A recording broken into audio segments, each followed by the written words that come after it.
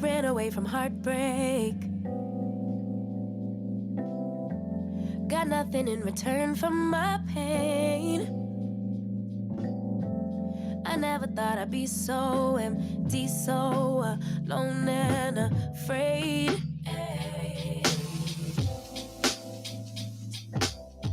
Wasn't looking for a lover. Nobody understood where I've been. I guess I thought I needed more time to protect my love from potential offense. So I then you and you, but I so you and I'm not surprised by what I found, 'cause I know I needed something different, and it had to be you. Out the blue, somebody who would listen, and it had to be you. Out of all the people to reply, my love couldn't be just anyone. My baby, it had to be you.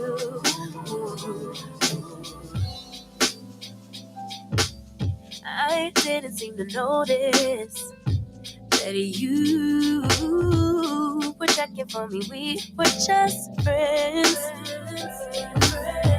but we started building trust, and my fragile heart started to mend. Yeah, I should have paid attention. You would have been the obvious choice, but I needed time to see clearly, dig deep and cut through the noise. So I, then you, and you, but I, so you, and I'm not surprised by what I found, 'cause I know I needed something different, and it had to be you. Out the blue, somebody who would listen, and it had to be you. Out of all the people to revive my love, couldn't be just anyone. My baby,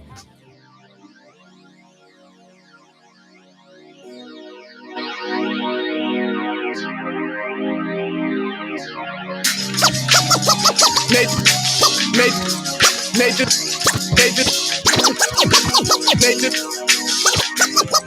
NathanIvey.com. Mr. Ivy, know the show must go on. As far as Cincinnati, man, I put on. Tunes made another flame beat for me to cook on. Raised dogs, close fish, yeah, too strong. Team AI, chop it up at the chop shop. Top notch with the king flow, the hot shot. Cop squats in, listen to the real, jumping like hopscotch. Nobody harder than, oh, no, think not. Not only citywide, but nationwide. Superlatives, keep it locked like them Haitian guys. Put the truth in the airwaves, we talk about it. Brand new like the templates, let's be about it. Who got the info by the AM? Jono be the rapper, got them jamming when they play him. Staying in my lane, they ain't gotta okay him. Who the host with the scoop? Yeah, they gon' say him. Ivy, so superlative like a bag of Grippos. Show you where the bricks at, Cincinnati Reds at. One time where my people at. Team NI, where my people at. It's the 513, yeah, you know the flow. What's the word, Nate? Let them know the show. One time where my people at. Team NI, where my people at. Where my people at. Good morning, everybody. How are you? Hope you're doing well. Let's get into it. Last night was a big win for the Democrat Party here in Hamilton County in the greater Cincinnati area. They won big, as in big, as in damn near every endorsement that they gave. That person ended up winning that race. Before we get too deep into the show, though, I want to thank all the people that use this platform. We are a growing media platform, and like any media platform, revenue plays a significant role in that. So, for people to look at this show as a place that is worthy of their investment, it means a whole lot. and I'll be shouting out those people specifically and also reaching out personally. I really appreciate that. It means a whole lot, even beyond the revenue.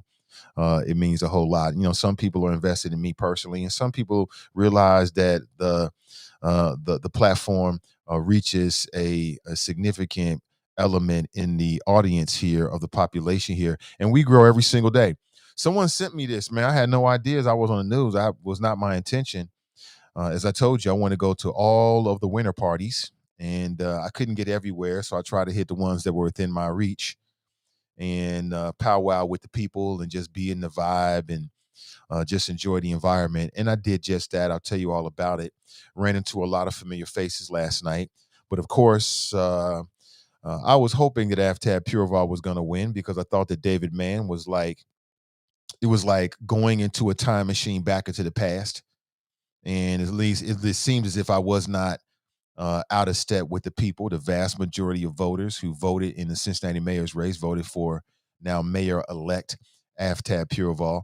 I was told that we may get a phone call, or perhaps even a Zoom call into the show this morning from Mayor-elect Aftab Pureval. That's in the 9 a.m. hour, so stick around for that.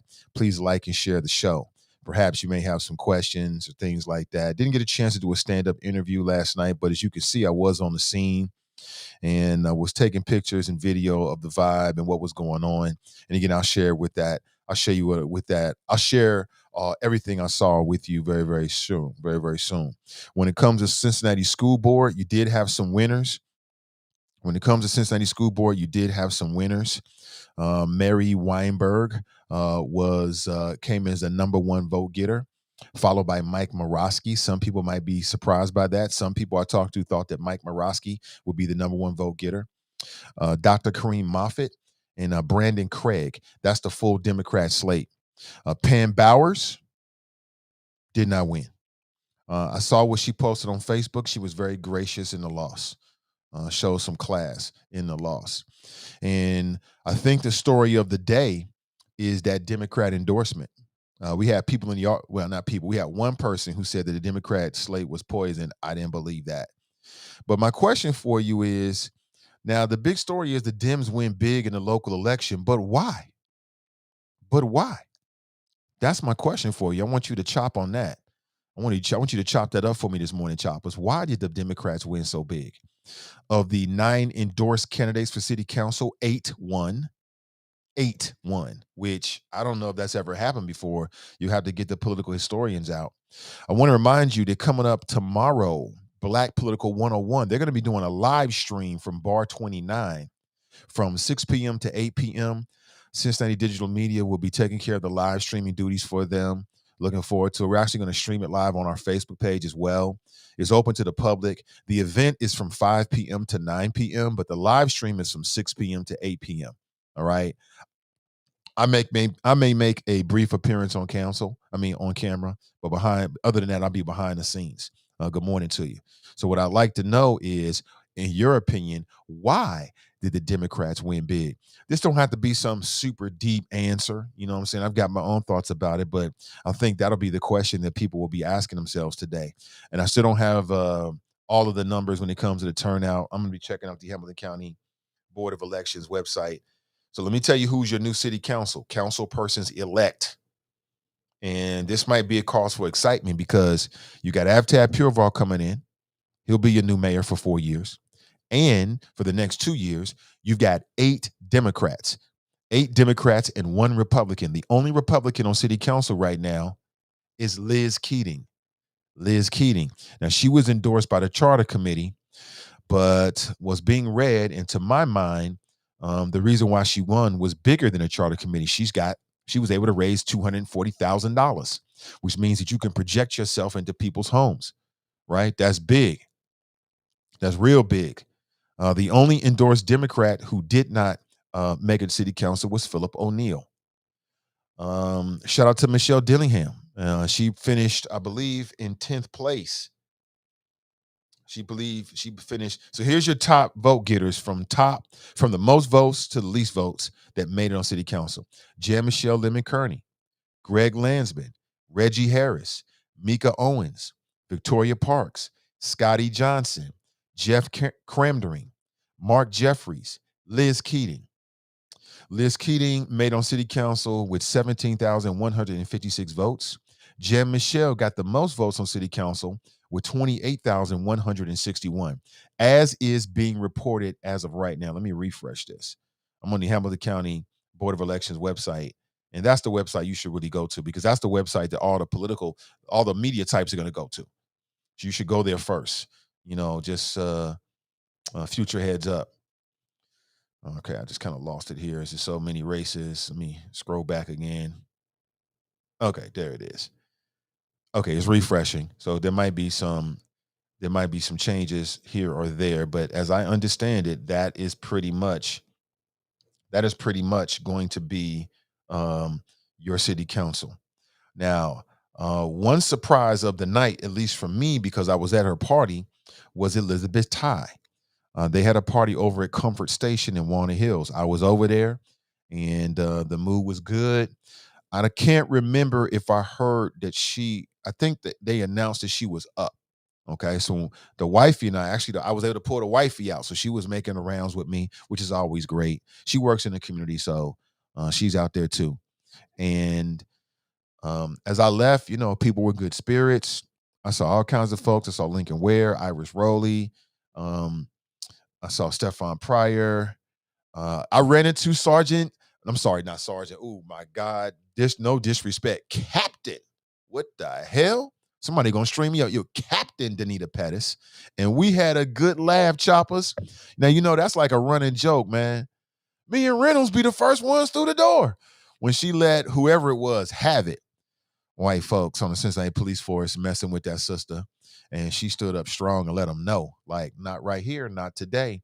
Some of the funniest audio of all time. This will always live within the pantheon of the choppers, right? In the Nathan Ivey Show. I was just talking about it last week. So I ran into her over at the Elizabeth Ty party at Comfort Station, and we had a good laugh. Just a good energy from that Black woman. It was great to meet her face to face. And I wish her the best in whatever she's doing. I hear nothing but great things about her. And I hear she's tough. And I love that. And she said that she had listened to the show when we were talking about it, and she was just cracking up. She said she was cracking up, and they had a lot of fun with it and really enjoyed our conversation. I just want to let your choppers know that. I keep telling you, everywhere I go, people talk about the choppers. And they have a lot of fun with the show. They like what we're building here, because we are still building. We have not reached our apex. We're not at the zenith. We have not reached our goal, but we will. I'm even more convinced of it now. But we had a good laugh. I took a picture with her and everything. I was like, I got to get a picture, man. I got to get a picture. And so we took a picture. Let me show it to you real quick. Yeah, there it is. See that? Oh, no. There it is. There it is. Yeah, that's Captain Danita Pettis, CPD. We had a good laugh, man. I was happy to see her because it's really genuine, just genuine. I'm like, wait a minute, messing with this sister down here. We can't have that. So we had to put the word out, whatever the hell that means. But we had a good laugh at it. She thought our jokes and my jokes about Reynolds was a lot of fun, and that's how I meant it. No disrespect to anybody. It's just that sound bite, that clip is just hilarious. In fact, I'm talking about it. I may try to find it and play it for you again this morning. She let sis have it. Said me and Reynolds be the first one through the door, and you over here talking about what I'm doing, sitting behind a desk answering phones. It was hilarious. It was hilarious, man. Oh my God, we had so much fun. I'll say it again. No one man should have all this fun. I'm having way too much fun. So ran into her. Ran into some choppers. Saw Kathy. Kathy was out again. It's great to see Kathy. Ran into Carmelita and her mom. Carmelita was out. Great to see you as well, Carmelita. Ran into a lot of people. Ran into some people who had previously ran. Just some people from behind the scenes. Just a lot of folks, man. Had a really good time. And so I went to Esoteric first because that's where the charter committee was, and kind of walked through.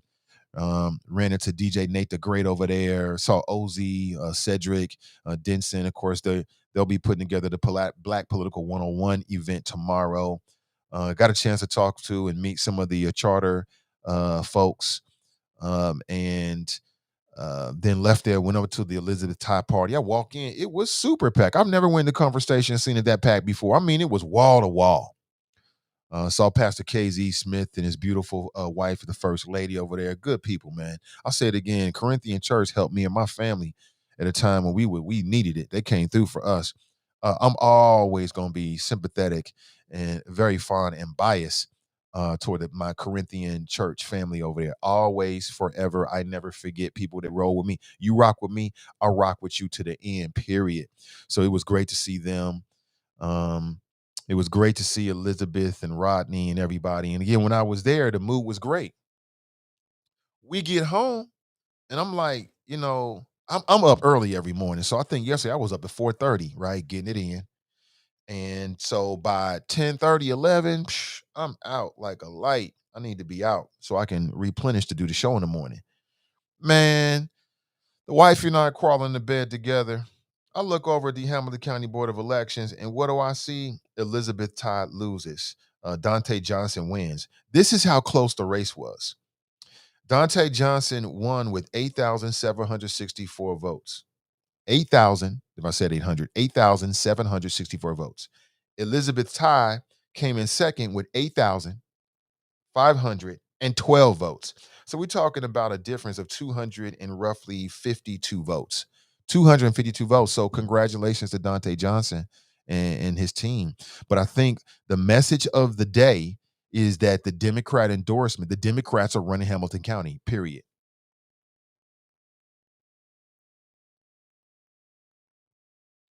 If you got a problem with that, it don't really fucking matter. It is what it is. The Democrat endorsement meant everything in this election. But my question to you, that's obvious. My question to you is why? I'd like to know why you believe that was.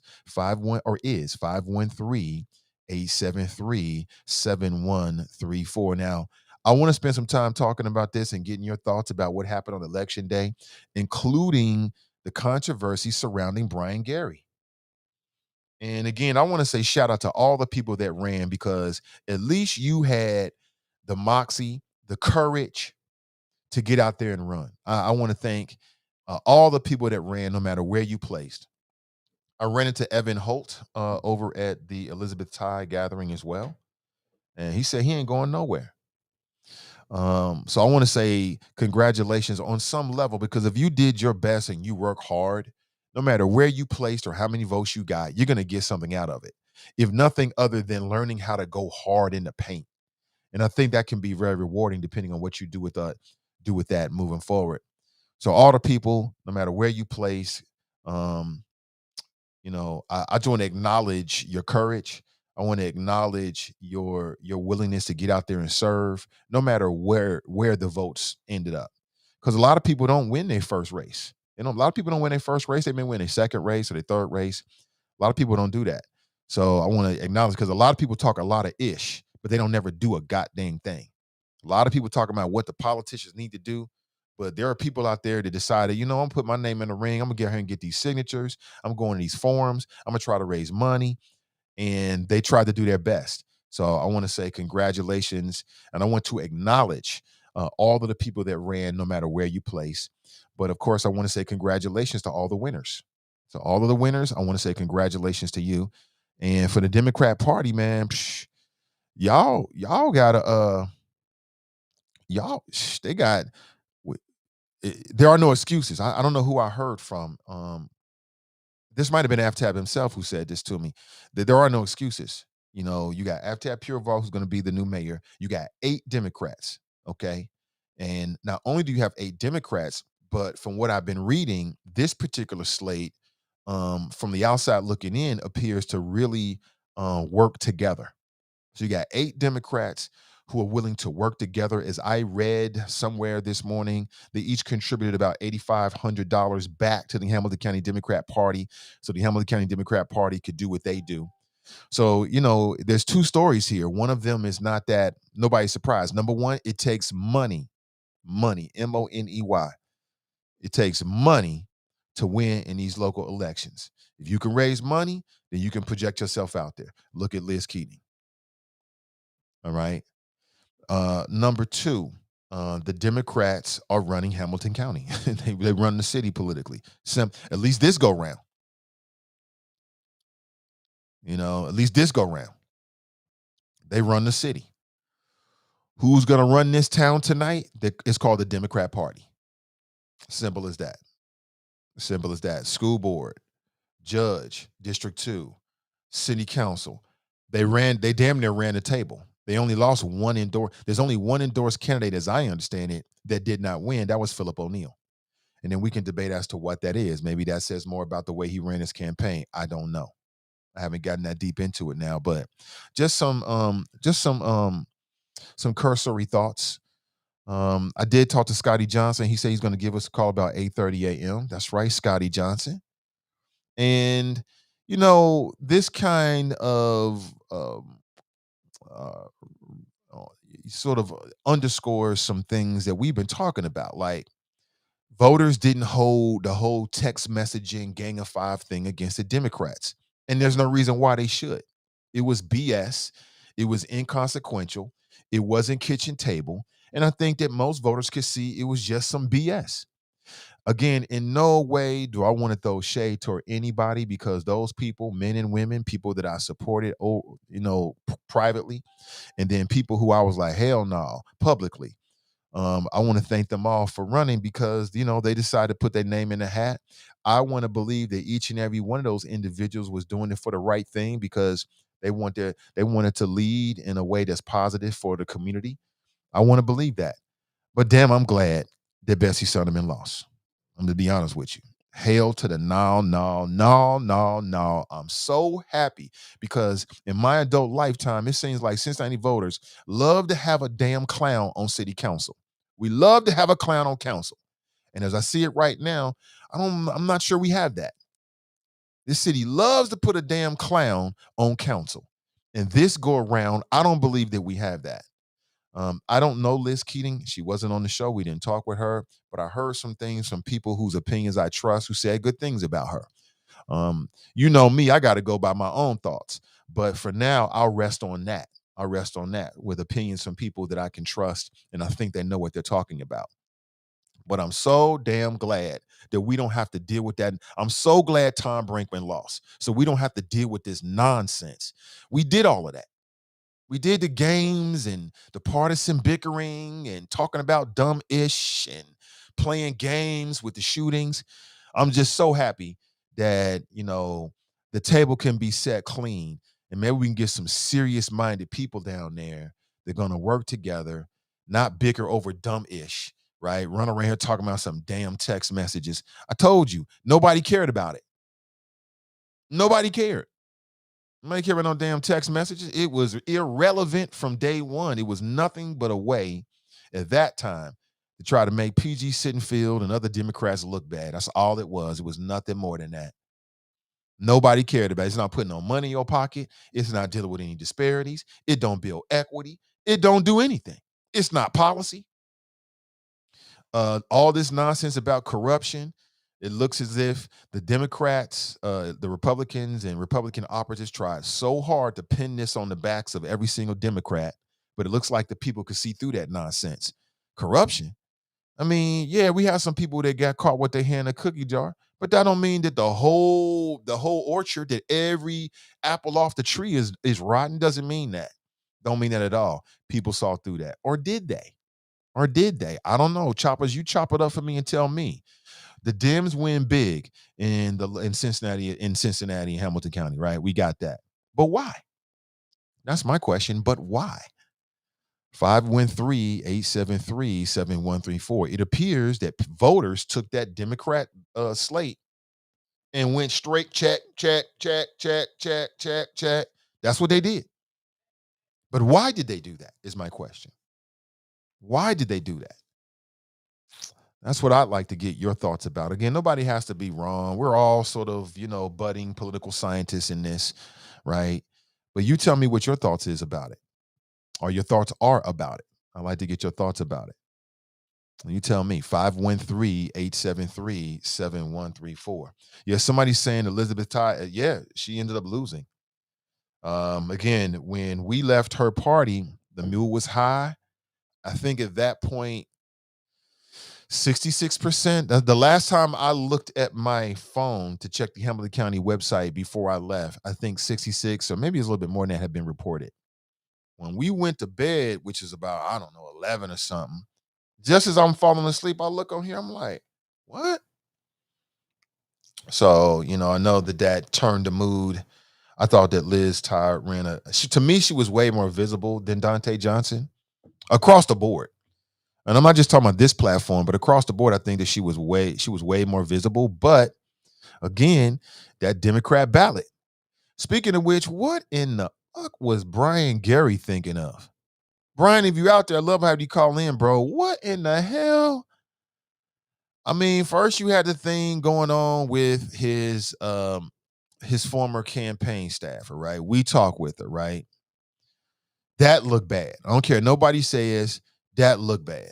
And then yesterday during the day, you had all this traffic about a sample ballot. So apparently somebody on Brian Gary's team, allegedly, if not Brian Gary himself, was involved, allegedly, with the creation of a fake sample ballot that was made to look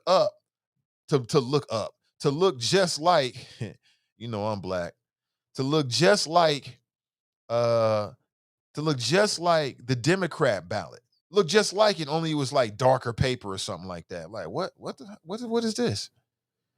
What is this? And it had Brian Gary's name on it.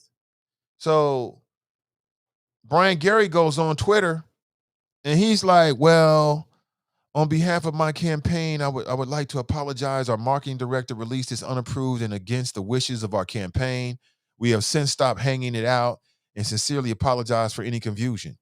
Well, somebody, I'm not sure who it is, whoever runs or was running the Twitter page for the Hamilton County Democratic Party, they called him out. They was like, this is a lie. We have heard from several volunteers and voters at several polling locations who personally saw you, Brian, hand out this slate and offered to pay others to hand it out. It's a shame that you run on integrity and have lied to voters. We plan to file a formal complaint. As I understand how that works is they filed a complaint. There could be some possibility of formal charges, election fraud, I think, is something like that along those lines. I mean, tell me this ain't right. I mean, tell me this ain't true. Say it ain't so, Brian. What in the hell? How you gonna run on integrity and then be putting out fake sample ballots? You know what I'm saying? And then from what I understand, it threatened to implicate other people because they had other candidates' names on there. I don't know, man. Was Brian Gary behind this? Because in there it is right there. That was the tweet right there. I just screenshotted it. Was Brian Gary behind this? Do the Democrats really have proof that Brian Gary himself was passing it out? And apparently he did a press conference where he admitted it and then said basically that it was one of his campaign staffers. And then I read that campaign staffer quit. And I'm thinking, it's a little late now, boo. The election's today. What you quitting for? The job's over with already. I think the dude quit or whoever quit at like 5 o'clock or 6 o'clock or something like that. Polls close at 7:30. Job's over. Just a terrible look. Just one Gilligan-ass moment from another to another. What in the hell is you thinking? What you thinking of? What are you thinking of? This is just, I don't know if he did it or not. It's all allegedly. But if it's true, just straight clown-ish. I mean, listen, at this point, it is what it is. If you lose, just lose graciously. Thank the winners, move the hell on. That's it. That's it. Thank the winners, move on. Show some class. Look, I look like I here making a sample ballot, and then you putting other candidates' name on there, and that could, I don't know how you look at it, but that could threaten to implicate them.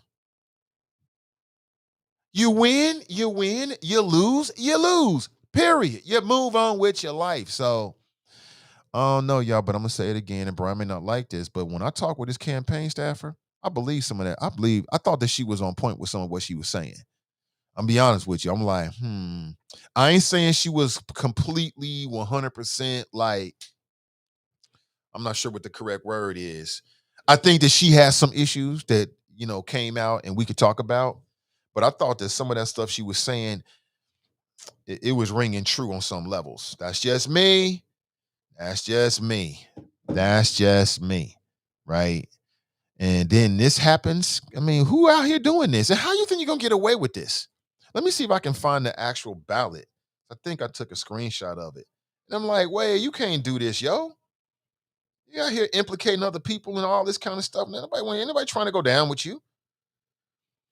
Oh, let me see if I can find this for you. It is crazy, man. Hold on. I know where to go. Hold on. I know where to go.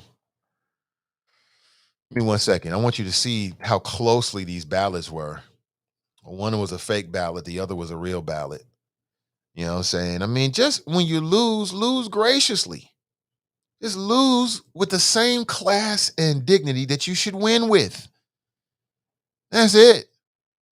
That's it. That's all people want to see is some damn dignity and some class. And again, in no way, because again, I respect all the people that ran because you're running. You run. You ran your race. You decide you want to get out there and you want to be a leader. You want to be out there. You want to represent the people. I respect it. I respect it. But damn it, you got to do it with some damn class. Hold on. Let me go to Chris Rhetoric. I didn't get a chance to talk to him, but Chris, if you're watching, saw you yesterday, brother. Good to see you. Let me see if I can find this real quick. Yeah, because Chris Rhetoric, that's where I saw it. He put it out on his Twitter page yesterday. Oh boy, don't throw the balls in here, bud. This is not the place for that. Come on in here, though. Good morning. Hello. Say hello. Talk here. Look there. Say good morning. Hello. See here. Comb your hair. Where's that pick at, man? How you scream? He came into our room this morning talking about you had a dream, had a nightmare. You want to talk about it? No. Okay. Look at his face. No. Oh no. You waking us up early in the morning. Oh man, no man. I love you. Yes, that's life for the 6-year-old. We tired as hell. We old folks. We old grown folks. We tired as hell. He told me something. I'm like, what? I'm like, my reflex is, boy, go in your room. His mama's like, come on, get in the bed. Oh my gosh. It's mothers for you. It's mothers for you. Hold on. Here is Brian Gary talking about this dumb shit. Y'all want to see this? Y'all want to see this? I mean, it's really moot at this point, but it's a little bit of drama early in the morning. I'm here for it. At this point, it really don't matter because he lost and the elections has been decided. But I'm here. I'm here for it. I'm here for it. You know me. I'm not above the drama. Who am I kidding?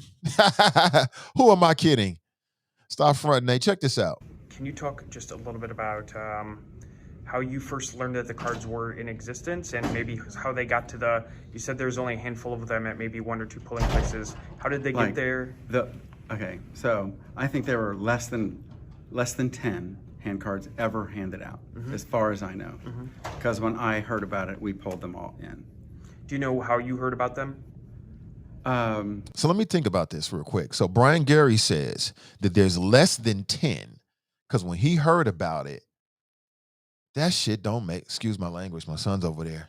Lord, forgive me for my brash delivery. That don't make any sense. 10? Is it conceivable? Like, let's say somebody on Brian Gary's staff was like, you know what? We're going to have to go the extra mile, y'all. Start the printing. Go to plan B, right? Let's go to plan B. So they go to plan B. Somebody, and this had to have happened previous to just yesterday, right? Because who's out here printing these? I mean, I guess you got a printer. It's got the heavy paper printer. I don't know. This seems like it was pre-planned to me, y'all. But let's say we believe what Brian Gary is saying. And this was done by an overzealous staffer who was like, damn it, we need Brian Gary on city council no matter what. Plan B, alert, alert, right? Which is a stretch. This person prints up, and I don't know about you, but if I'm doing plan B, I'm printing up way more than 10. Like, what are 10 ballots going to do? Nothing. So obviously you're going to print up more than 10 ballots, because what is 10 ballots going to do? You're going to have to print up several hundreds, if not several thousand of them. Right? Yeah. And so somebody does this behind Brian Gary's back. They start passing them out. They get 10 deep. And then somehow the word gets back to Brian Gary. He makes a phone call. Stop what you're doing. This is election fraud. And they stop. Okay, that's one possibility. The other possibility is, and I'm just throwing this out here for the sake of conversation, is that somebody was trying to frame Brian Gary. They're trying to frame him and pin him with some kind of election fraud charges, make him look bad, right? The day of the election, cause a fiasco or cause a controversy that would cost him votes. I mean, anything is conceivable. Hell, it's conceivable that the Loch Ness Monster, Bigfoot, and the aliens from the dark side of the moon conspired, and they printed them up and then flew them down here. That's conceivable too, although a stretch. I don't know. Enough for me. Let's hear from Brian. Let's see what he has to say. Or the issue of them being an issue, I guess? Yeah, the issue of them being an issue, I guess, when a reporter called.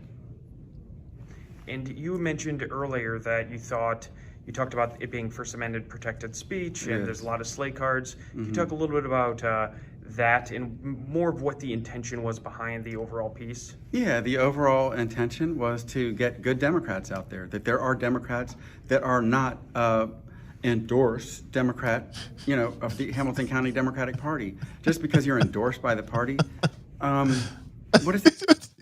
To my Democrat friends, man, we he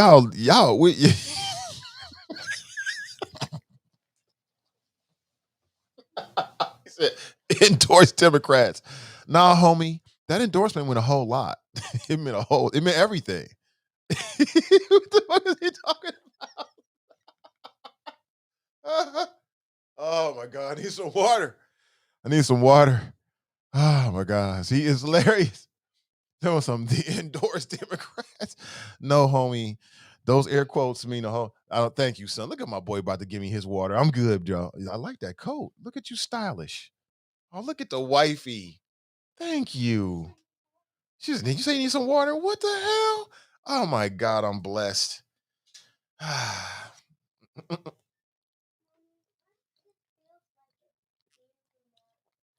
Thank you, wifey. He is too funny, man. This is straight comedy hour this morning. Endorsed Democrats. Ooh, to my Democrat friends, y'all done pissed some people off, man. Y'all gonna drive Brian Gary crazy about this damn endorsement. Oh my God, we gotta rewind that. That is too funny. Y'all need to stop. Y'all driving this poor man crazy. Look at him. Why are you doing this to him, Democrats? Will y'all please freaking endorse this man? That's probably not going to happen next time. Because you're endorsed by the party? What does that even mean? The people that are on their endorsement. What does it mean? It means you got a good shot of getting on city council, bro. Stop fronting. Endorsement committee are lobbyists. They're the lobbyists from major corporations. Y'all better watch y'all back, man. To my Democrat friends, y'all better watch y'all back. If you was on that Democrat committee, that decision, y'all better watch y'all back. You better call the Fruit of Islam. Get the Fruit of somebody walk you to your car. What? Can I do me? Black woman? You just making faces over there. Y'all better get some security. We'll let the Fruit of Islam out of it then. Oh my God, I can't even deliver flows in my own house these days. She brought me some water. Now she telling me what to say. I better watch my mouth. Anyway, better watch my mouth. Gotta live with her. But damn, y'all was draw this. Y'all didn't draw. Y'all done drove this poor man crazy. So, I mean, Brian, you're telling on yourself, B. You're telling on yourself. Y'all frustrated. You win, you win, you lose, you lose. That's it. Simple as that. All this sour grapes about what other people did and said. Jordans. You know, From Republican unnecessary. billionaires right here in our own party, in the Democratic Party. So, I mean, what does their endorsement even really mean? Like, why is that even important? And then really just the last question. So what does it really mean? Well, it means that if you were endorsed by the Democrats this election cycle, that you had a pretty dang chance of getting on city council or running for judge or school board. That's what it meant. Say 9 plus 4, 14 endorsements, 13 of the 14. Is that right? 9 plus 4. What's 9 plus 5, sis? It's 14. 9 plus 5 is 14, correct? Okay, I'm right. So what the Democrat endorsement means, I was medium Buddha. What the Democrat endorsement meant this time around, Brian Gary, is that 13 of the 14 endorsed Democrats actually won those races. That's what it meant, Brian Gary. Stop fronting, B. Obviously, you don't believe there was deception. The Democratic Party, at least Ms. McFarland, does. But to the voters who may feel that they were deceived, or to other voters who don't know how to react to it, what do you have to say to them? You would have to find a voter, maybe, but I don't think that you would, because we only actually were handed out maybe 10 of them, probably 5, maybe 3, maybe 4. Not a large number, not even a large number were printed. Again, it doesn't say Democratic Party, and it doesn't say endorsed. It says Dem. It says DEM. Hold, let me find it here. It says DEM on it. I could have swore. I thought I took a screenshot of it, but maybe I didn't. I'm having some difficulties finding it. Hold on, give me 1 second here. I saw it. One was like a darker blue, the other was a lighter blue. And it said, I believe it said DEM on it, which is short for Democrat. And then why would you only print 10? And how does he know how many were printed? And let us talk to the person that actually printed them so we can hear what they decided to. Like, what was your thoughts behind this? Like, what were you hoping to accomplish other than to swindle voters? Here it is, side by side. Hold on, let me see. You see that? Yeah, you can see that. There it is, side by side. This is what. See, the one on the right is the fake one, where Brian Gary's name at the damn top. Look at this. And you got Liz Ty at the very top. And so for me, if I'm in the Liz Ty camp, I'm like, hold on. What the fuck? Why you got my candidate on here? We ain't a part of this nonsense. Why you, what is this?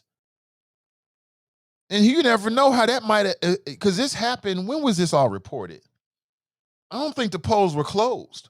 So this goes out, you never know how this might impact people. He says only less than 10 were handed out. So who out here is printing and handing out less than 10 fake sample ballots? Man, if you don't get the hell out of here. Oh no, man. If that was me, and it could never be me, I got way too much integrity for that. If I win, I win. If I lose, I lose. Period.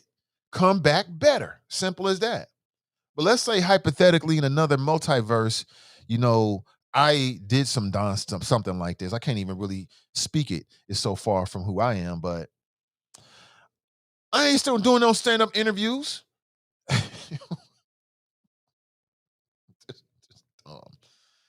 17 hours ago, which means this was before the 7:30 cutoff. And so this is out there like reverberating to the voters. I don't know. Could this have cost other voters' votes? I don't know. I'd love to hear from the Liz Ty campaign as to what they think about this, because they got Liz Ty at the very top. Peterson Mingo, Jamie Castle, Evan Holt, Tierra Powell, all on this ballot. Well, that's some cold-blooded ish right there. It's one thing to do some dumb ish with your campaign. It's another to put some other people's names on there. That's some cold-blooded ish. But let's finish off. We only got like maybe 30 seconds left. So I don't see the deception. If you look at other people's signs, including my own signs, they say Democrat right on it. I'm a Democrat. Other people are Democrats. They don't own the word Democrat. Yeah, Brian. Yeah, Brian. But no. Because when you look at this, whoever made this, talking about you don't see the deception. The more he talks, the more guilty he sounds. I got to be real with you. The more he talks, the more guilty he sounds. Get the hell out of here. Talking about, I'm a Democrat. It looks just like he's got the little circle over around the D. It looks just like it. What are you talking about? It looks just like it. Talking about you don't see the deception. Do you see the deception now, Brian Gary? Do you see the deception now? Yeah, my phone screen is all broken up like everybody else's. Dropped this thing 1,000 times.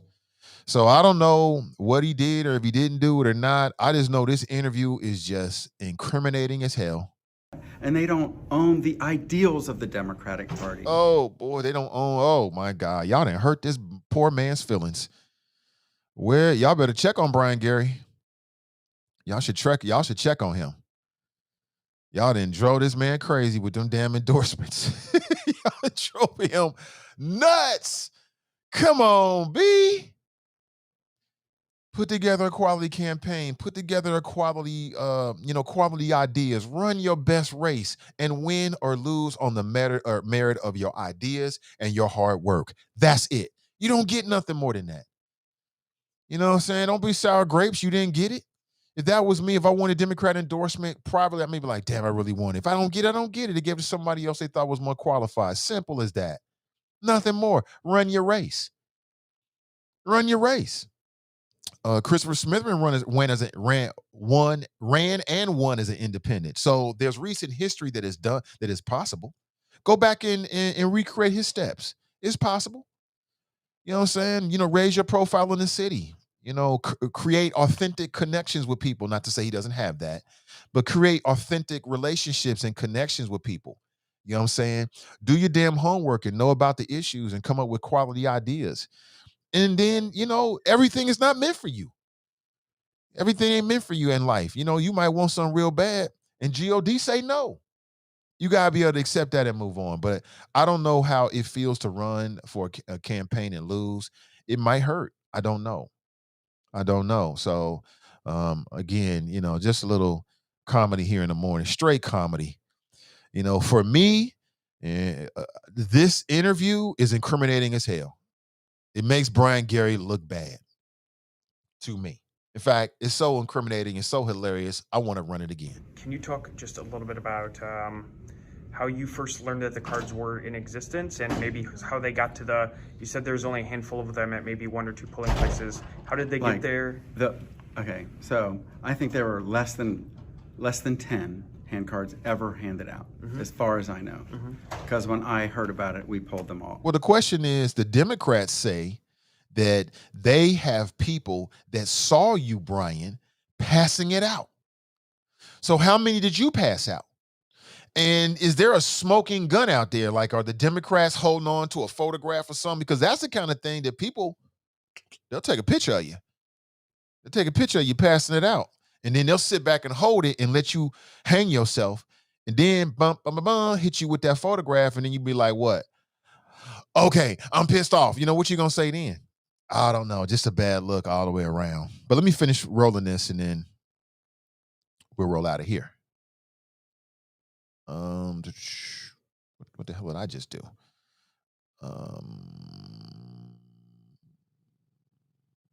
Okay, here we go. And do you know how you heard about them? Or the issue of them being an issue, I guess? Yeah, the issue of them being an issue. I guess when a reporter the issue of them being an issue. And you mentioned earlier that you talked about it being First Amendment protected speech, and there's a lot of slate cards. Can you talk a little bit about that and more of what the intention was behind the overall piece? Yeah, the overall intention was to get good Democrats out there, that there are Democrats that are not endorsed Democrat, of the Hamilton County Democratic Party. Just because you're endorsed by the party, what does that even mean? You know, the people that are on their endorsement committee are lobbyists. They're the lobbyists from major corporations, from Republican billionaires, right here in our own party, in the Democratic Party.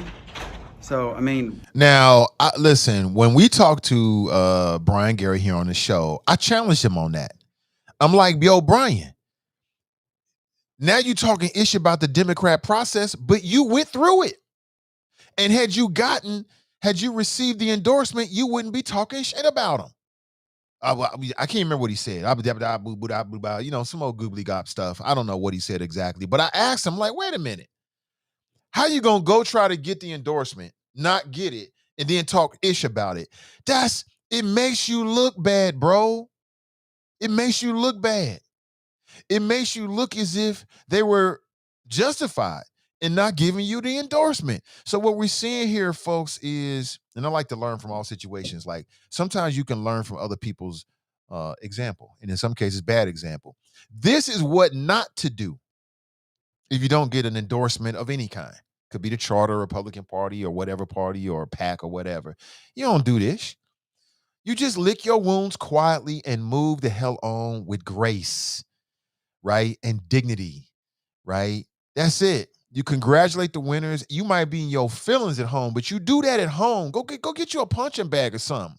Get you a punching bag, and then, you know, you can put the Democrat slate, you can pin it to it, and you can just punch it.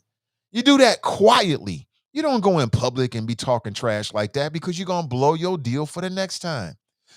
I don't know if Brian Gary is going to be able to survive this election season. I don't know, but just not a good look. But let's move on. 513-873-7134.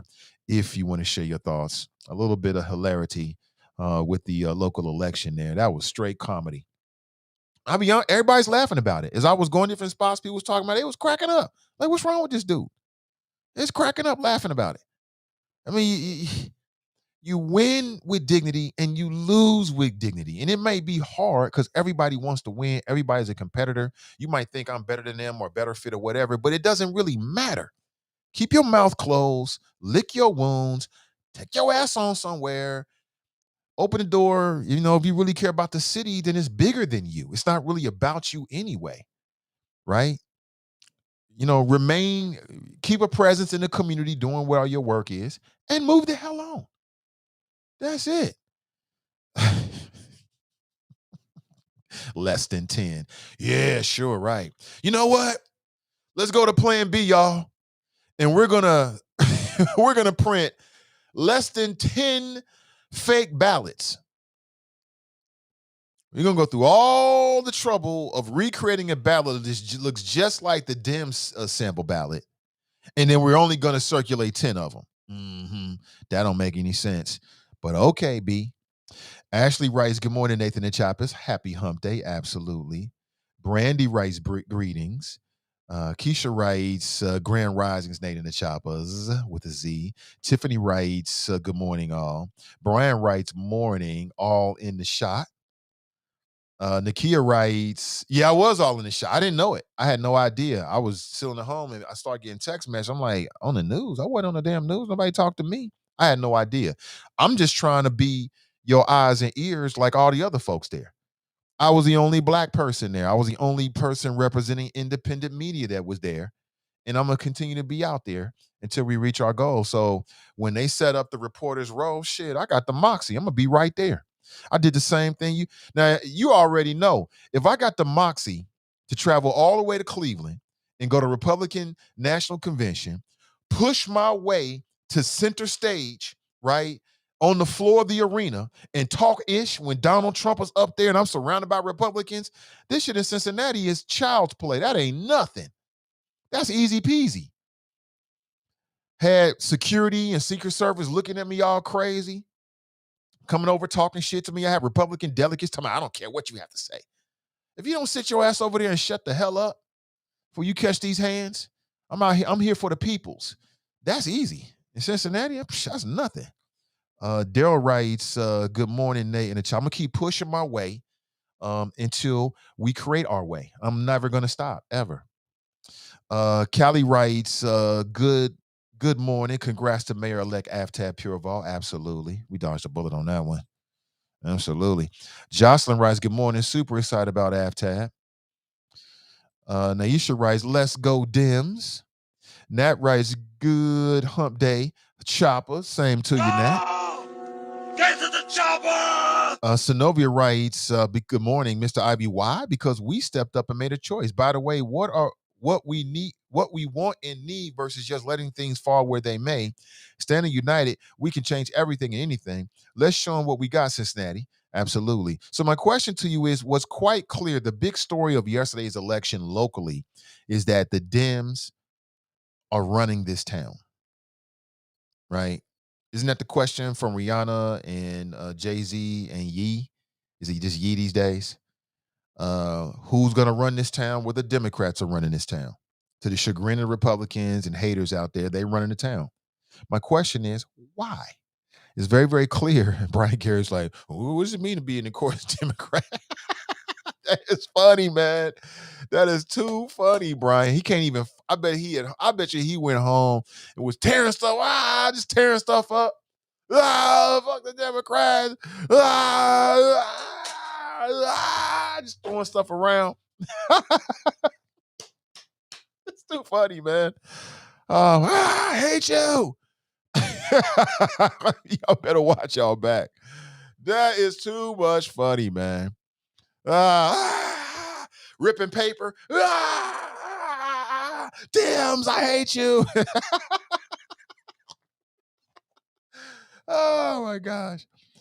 Glenn writes, morning, Nathan Choppers. Political flows ready to eat for everybody. Don't listen to Black Covedale political advice. Black Covedale couldn't have been more wrong. I ran into him actually. Black Russia was over at the Liz Ty event. They were all over there. There was no issues that I saw or heard about it, which is great. We ain't got time for that. But I did see Black Russia. I didn't really say a whole lot. We said, what's up? And I just kept it moving. There was so much stuff going on. Tanika writes, good morning, Nathan and Choppers. Good morning to you. Crutha writes, good morning, Choppers. Congratulations, Abtab. Brian Gary, he's ripping his hair out. You damn Democrats. I hate you. Sean writes, good morning. Daryl writes, good choice, Cincinnati. Sean writes, can you say upset? Jocelyn writes, super excited about Kareem. Yeah, a lot of good people. Like I said, I try to measure, unless it's somebody who I'm like, oh, hell no. Oh, hell no. Then I try to be neutral on it. I try to be neutral. Unless it's somebody like with that Bessie Sunderman and that damn Tom Brinkman, I'm so damn happy they lost. I'm not reveling in them losing. I'm happy for the city. So let me be clear here. I'm not trying to pile on because Bessie Sunderman, she put her work in and she felt like she had something to give to the city. But in my humble opinion, we did better. We don't need nonsense on city council. We just did all of that. Down there talking dumb-ish. Tom Brinkman, his support for and you'll see the ad later, but his support for the good work of the people with the Ohio State of Emergency, his support on the political side, that is a beautiful thing. But what I saw him do at that committee, I'm like, oh, word? Hell no. We don't need you on city council talking about old shit. You know what I'm saying? Talking about nonsense and just causing a lot of chaos and division. We don't need none of that. We did all of that. If we're going to make this city what everybody says they want the city to do, then even if there are partisan differences, we need people to act like adults when they're dealing with their differences and not all this schoolyard bullying and calling names and finger pointing. Enough of all of that. But let's go to the phones. Good morning and welcome to the show. Good morning, Nate. It's Kev on the cell. What up, Kev? Good morning to you, brother. Trying to make it, bro. Thank you, sir. Real quickly on the Brian Gary thing, man, he should have said, I said what I said. I put my ad out there, and that's all there is to it. If I ain't like the format of it, oh well. That's on y'all. Should have read deeper and seen that it wasn't a Democratic ballot. And that's what I would have done, because that's what he did. And that would have been the truth. Then he had no problems because he said, look, man, it is what it is. He leave it at that. If the idea or the format was a bad idea, well, oh well, I made a mistake. Sue me for it. But you know he did that on purpose, man. He ain't put out no 10 he ain't put out no 10 ads. He definitely didn't print no 10 ads. But like you said, what's that gonna do? Right. He should have just okay. But we dodged the bullet, right? That means no more corruption in City Hall. Yeah, okay. Yeah, Democrats are running the House. I don't know if that's a good thing or a bad thing. Nate, what you think, man? Say I one more mean, time. it, the Democrats are running things, Yeah. but I don't know if that's a good thing or a bad thing. I'm optimistic. I'm very optimistic. I'm optimistic Well, I because mean, of I'm optimistic about it. I'm optimistic because I'm hoping that these individuals will work together. From what I can see, you don't have any people that's on council that's going to be on that bickering and that nonsense and finger pointing and all the goofy stuff. You don't have any of that. So you right. got, I believe you've got a majority of council that has a more progressive attitude and is willing to work with a mayor that has a more progressive attitude, and we'll see what that gives us. I still think they're going to have to be pushed by the people, but I'm optimistic. Well, so my biggest issue is there's still a pandemic. People still don't want to get vaccinated. There's still supply chain shortages. There's still all kind of issues out there that, quite frankly, are not under the control of anybody right now. So there's not really much you can do about those things. So when things go left and sideways, which generally things go left and sideways, there's gonna be a whole heap of blame. And who's gonna catch it? I mean, if you're thinking forward, you're like, okay, so they're already telling us the turkey's gonna be expensive in Thanksgiving. They haven't even taken a cease yet, but you could best believe that the price increase on turkeys is going 100% land directly, squarely in the lap of these folks who have not yet even been sworn in. You already know. So Republicans gonna start running ads on next Monday that say, "Look what these people are doing to our city," and again, they ain't even been sworn in yet. So I mean, it's right now the political environment is so nasty, man. People just. I was watching some things over the weekend, and some of it you like, man, make it make sense. People are just kind of lashing out because of I don't know what, they in their feelings or whatever. And I thought my thing though is just to caution everybody to really keep your eyes open. A lot of the things that folks are getting blamed for, there's no way to blame anybody for them. Or if you did blame somebody, you'd have to say it didn't start now. There wasn't a supply chain shortage that started this year, right? They stopped shipping stuff this year. No, they didn't. That's not true. That's a lie, right? So if there's a shortage on people and all these other things, you got to be careful who you blame. And that also does not, on the flip side, just immediately absolve folks who are about to take office of any blame. Number one, you walking into it, so I hope you had a plan to prepare for it. If you didn't, understand that we're gonna be judging you here in probably 9 months, and it might be based on the current environment. You know what I'm saying? So it is what it is, man. But I just think Brian is kind of indicative of what the problems are right now. People just won't say what they say and mean what they mean. Just do what you do, man. If you make a mistake, you step up to the plate and say, I made a mistake. My bad. Whatever. You know what I'm saying? And if you do something intentionally, you did it. Like we ain't for. It's bad luck. And he said it. Like you said, he flat said it. He said it before I wrote it. Like, look, I put this out there. We only put out 10 though. Last thing, man. I think the most important thing that happened yesterday, for all the naysayers out there that said, you can't do this and you can't do that. I looked at that council, man. There's a lot of black people on that council. There's a lot of people who many people said could not get voted in, and that the establishment for whichever party was going to get in, and was going to become whatever they were going to become, whether it be mayor or any other office. And so I think that does prove the point, Nathan, once and for all those smart dumb cats, as you put it out there, that if you vote, they're going to count your votes, and probably the people who are voted for are the ones that are going to win. I detect no lies, man. Folks, and they're gonna, they're gonna come back today, man. Those same people gonna come back today, Nathan. You know what they're gonna say today? Oh, it didn't matter, man. I ain't vote, but it didn't matter, man. It had nothing to do with me. What happened? Blah blah blah. Come on, man. And you can't. I ain't got to be new to this country. Oh, by the way, I do take offense, Mr. Bionic. Like you keep punking me on this whole immigrant babble, garbage. He is heartless with that, man. Every time you call you ain't gonna keep calling me out my name, bruh. I've been here for 40. I've been here for 40, almost 45 years. 45 years. I grew up in a predominantly suburban, urban area, Madisonville. You know what I'm saying? It's not now because of what's going on, but it was. I went to Withrow High School.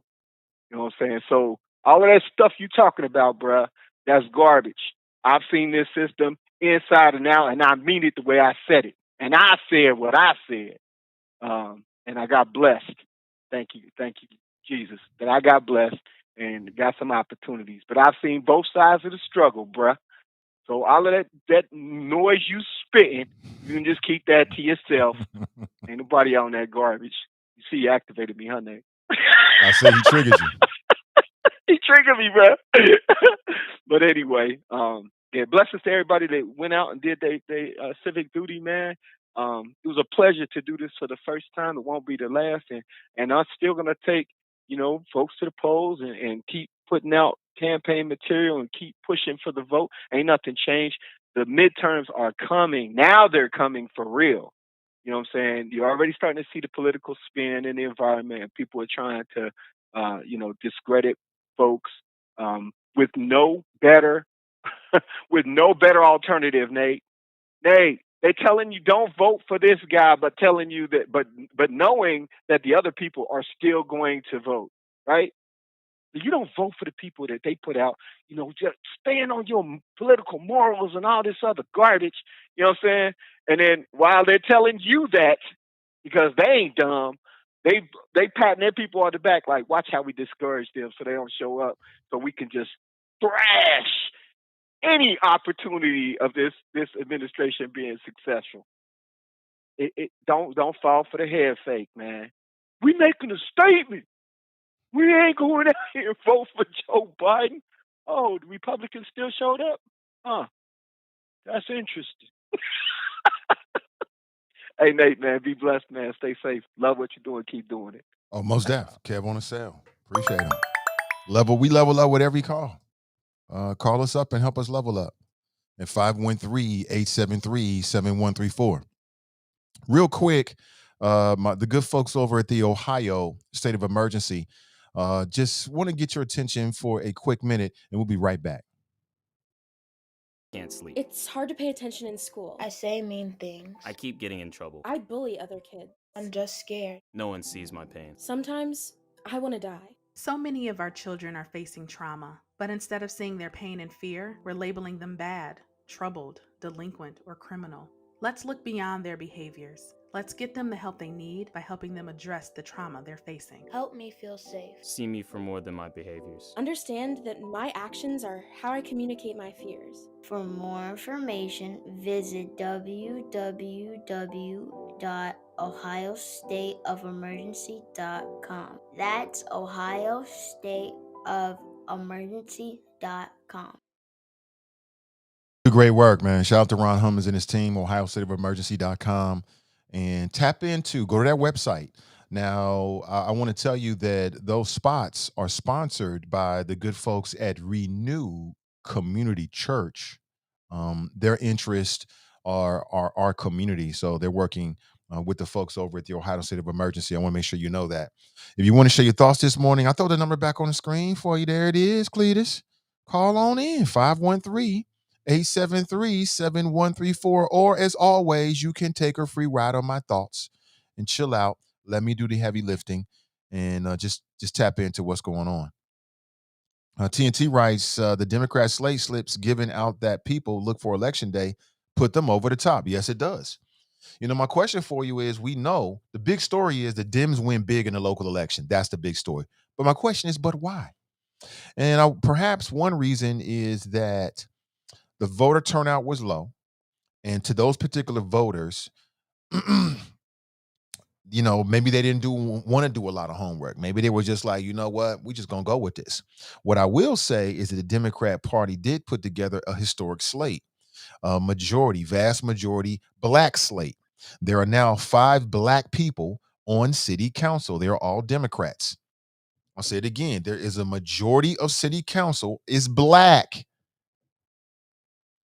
The majority of Cincinnati City Council is going to be black, starting, I think they take office in January. Yes, in January. The majority of city council is black. 5 of the 9 are black. 8 of the 9 are Democrats. So at this point, it's all about not just sitting back to see what they do, but helping to guide them, right? Because the election is over with, but the work isn't over with. Again, I can't speak for anybody, but I would wonder what they would need. And hopefully we might get a call from Scotty Johnson in about 15 minutes. I'll ask him. So what's the posture now? I can't speak for anybody, but I would imagine if it's being guided by the people. We just can't unplug now. We can't unplug from city council and think, I voted for my person and down there, the work is over with. No, they need to know what we want. What are the policy ideas? What are we looking for with affordable housing? Disparities. How are you going to address these disparities? Y'all was talking that good-ish during the forums. Now you got a majority. Plus you're going to have what appears to be a mayor who, unlike John Cranley, will be more progressive and open to perhaps some of these ideas. What y'all going to do? And I think it's got to be more than just sitting back and criticizing. It's got to be engaging and working with them. That would just be my thoughts about it. I think the easiest thing in the world would be to sit back and say, well, now y'all got a majority and you got AvTab. What you going to do? A lot of people are going to do that. I don't think that's smart money. Smart money is going to engage the new council, the new mayor. It's going to present them with ideas and opportunities. I think that's what smart money should do. What do you think, Choppers? 513-873-7134. And we are smart and intelligent people in this show, in this audience. So Naisha writes, taking notes, give me 5 years. What, sis? Okay, I see you. I'm here for it. I would say the same thing with school board.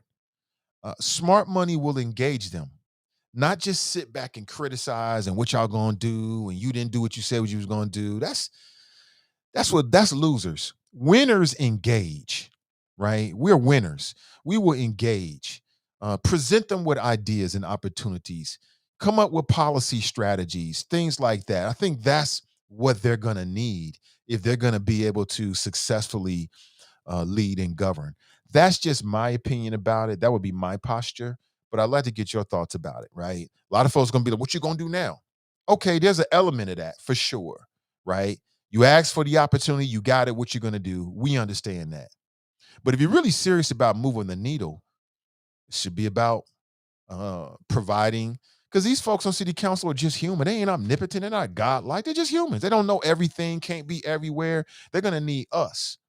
They're going to need the community. They're going to need people like us in this audience to reach out to them and present them with strategies and plans that you think, need to be put in place. That's what I would say. But again, you tell me what you think. Again, 513-873-7134. See, Brother Ozzy's in the house. He writes, facts, Nate. HCDP got the juice. Why? Would love to chat that up with you. Interested in the thoughts of the choppers.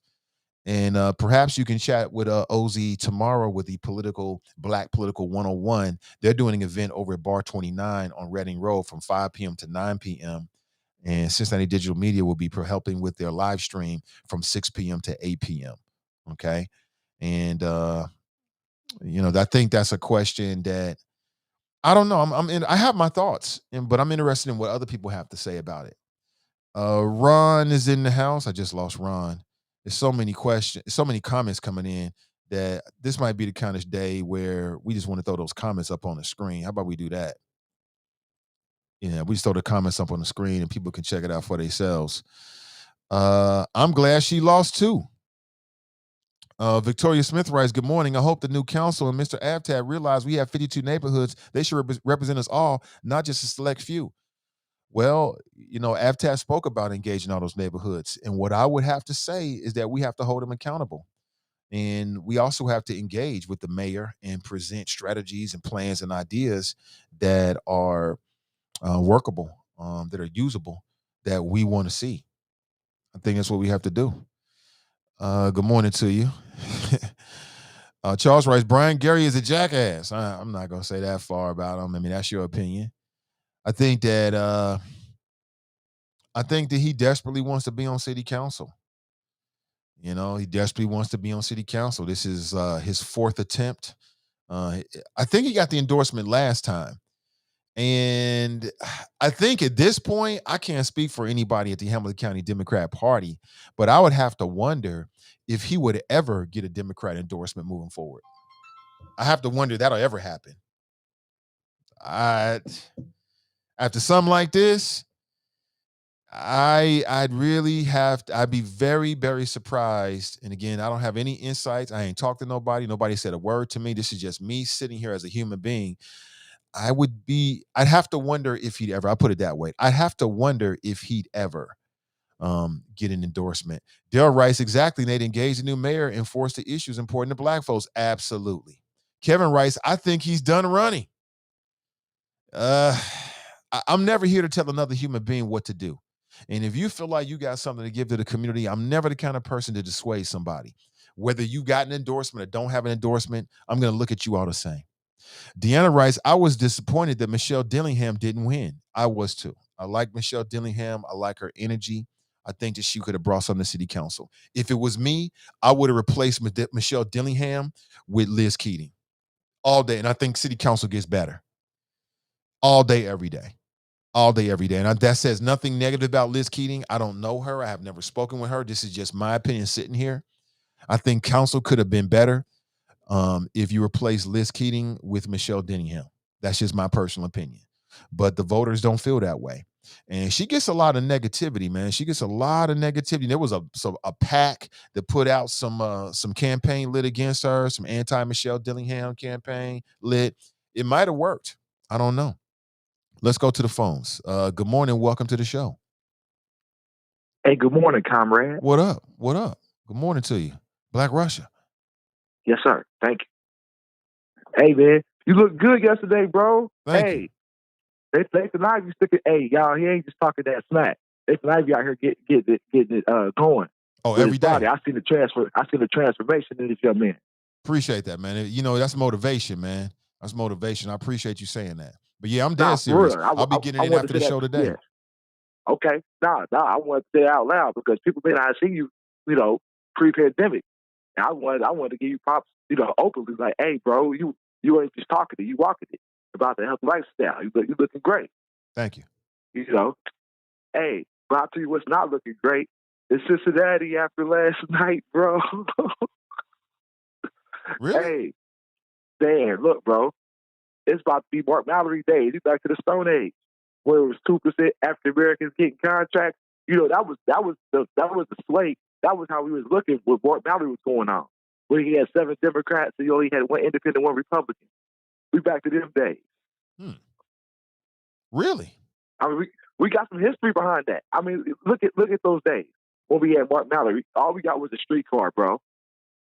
That's all we got. I thought all Cincinnati got was a streetcar and Mark Mallory and 2% black contract.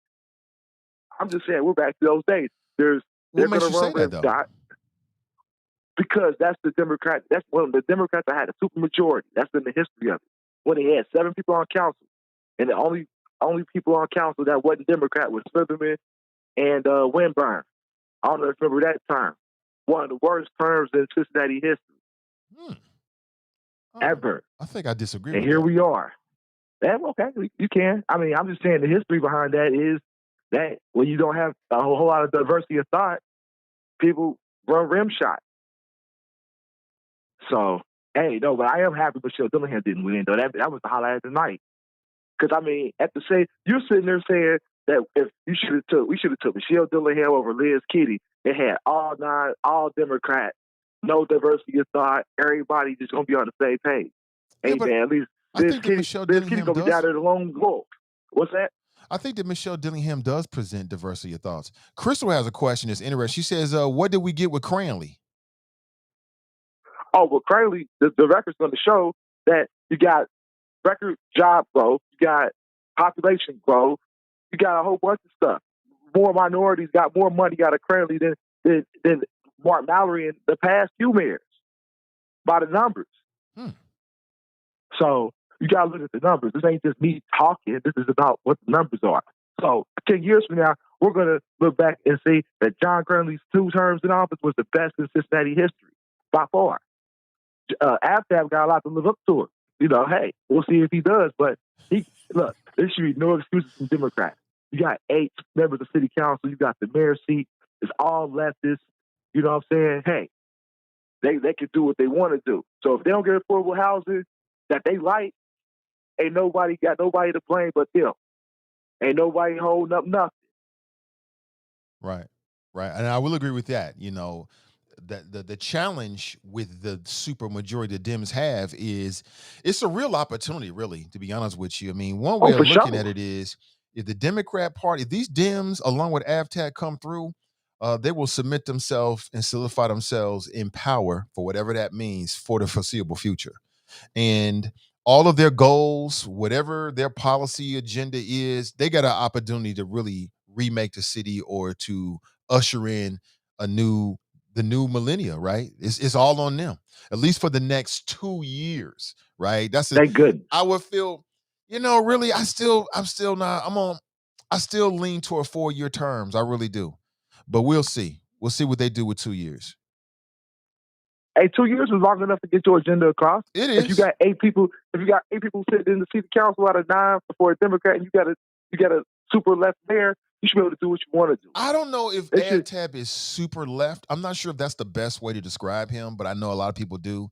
2 years is a good enough time to implement, but not to shepherd and see the full implementation of an agenda, in my opinion. Not 2 years. It's going to take longer than that.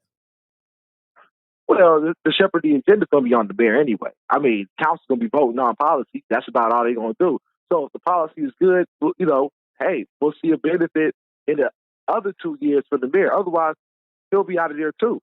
I mean, again, I'm glad it's 2 years because I don't like super majorities, period.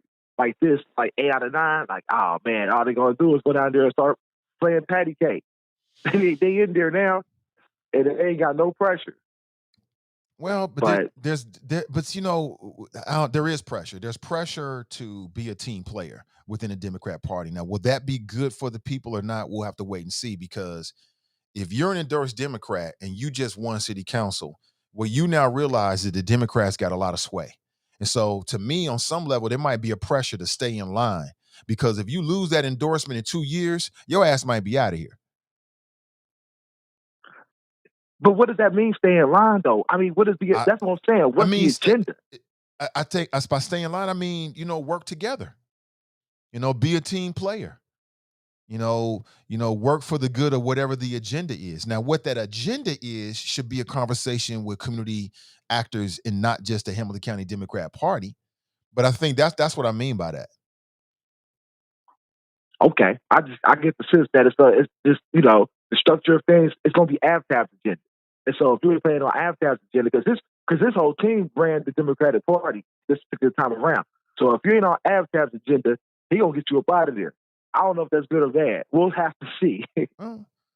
We'll have to wait and see. That's what people voted for. They voted for AVTAB's agenda.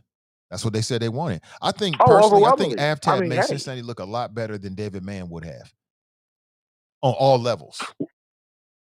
On all levels. I think he makes this city look better instantly once he takes power on all levels. On all levels. On all It's going to be levels. interesting to watch because this is the first real day-to-day operations he got to do with a whole municipality. True. All right, push your papers one thing.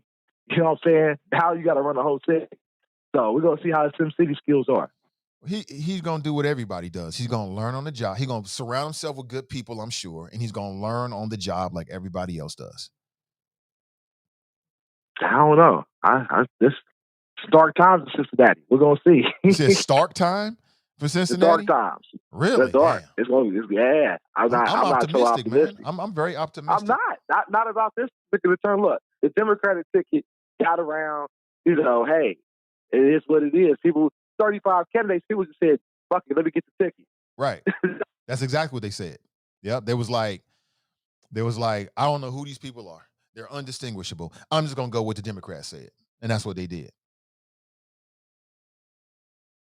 And we also got to give the Democrats credit. Perhaps they chose the right slate, knowing that these people will represent and will be worthy of the Democrat endorsement. That's the other side of it. All right, bro. Can't hear you be talking. I think he's done. All right. Thanks for the call. That's Black Russia. 513-873-7134 if you'd like to share your thoughts this morning. Hopefully you can see the chat on the screen. We got so much chat coming in, I can't possibly read it all, but I don't want you to miss it. So at least everybody's chat can be seen now. Republicans are just in their feelings. They really thought the people would vote for David Mann again, right? I'm surprised. I'll be honest with you. I was talking with somebody who I think has a whole lot more in tune and got a lot more knowledge about these elections than I do. And he said he was surprised as well because I don't know. I just thought that there was a chance that people like Jim Tarbell, and I met his lovely wife. She said a lot of great things about me.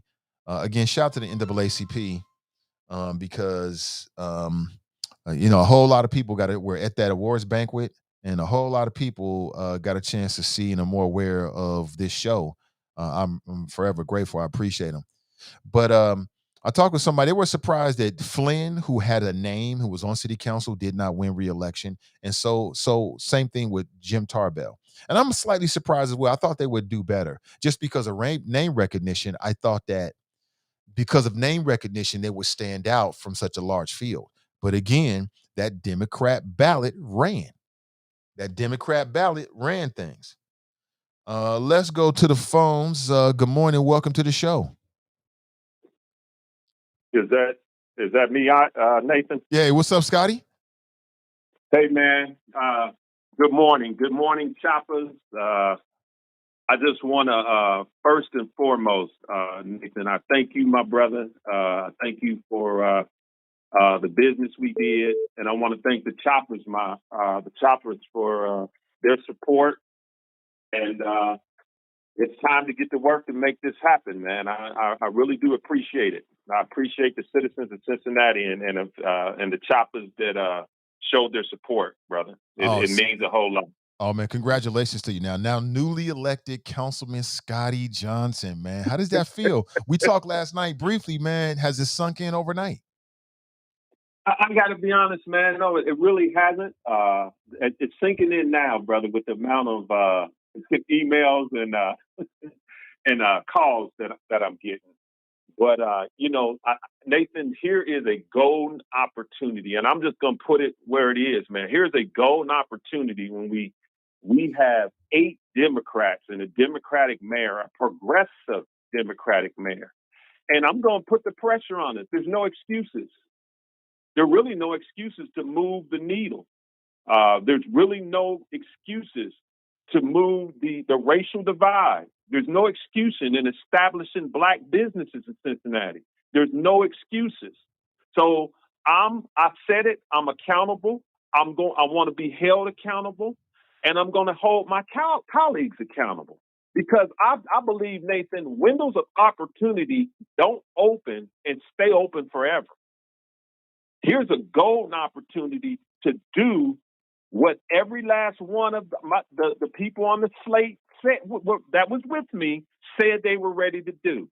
And if I'm making a mistake, because you did a lot of the NAACP forms, if I'm making a mistake and they wanted to move the needle when it comes to the racial divide, they wanted to move the needle when it comes to black home ownership, they wanted to move the needle when it comes to black businesses, please correct me if I'm wrong. Yeah, you're right. Here's a golden opportunity, and including Mayor-elect Abtab.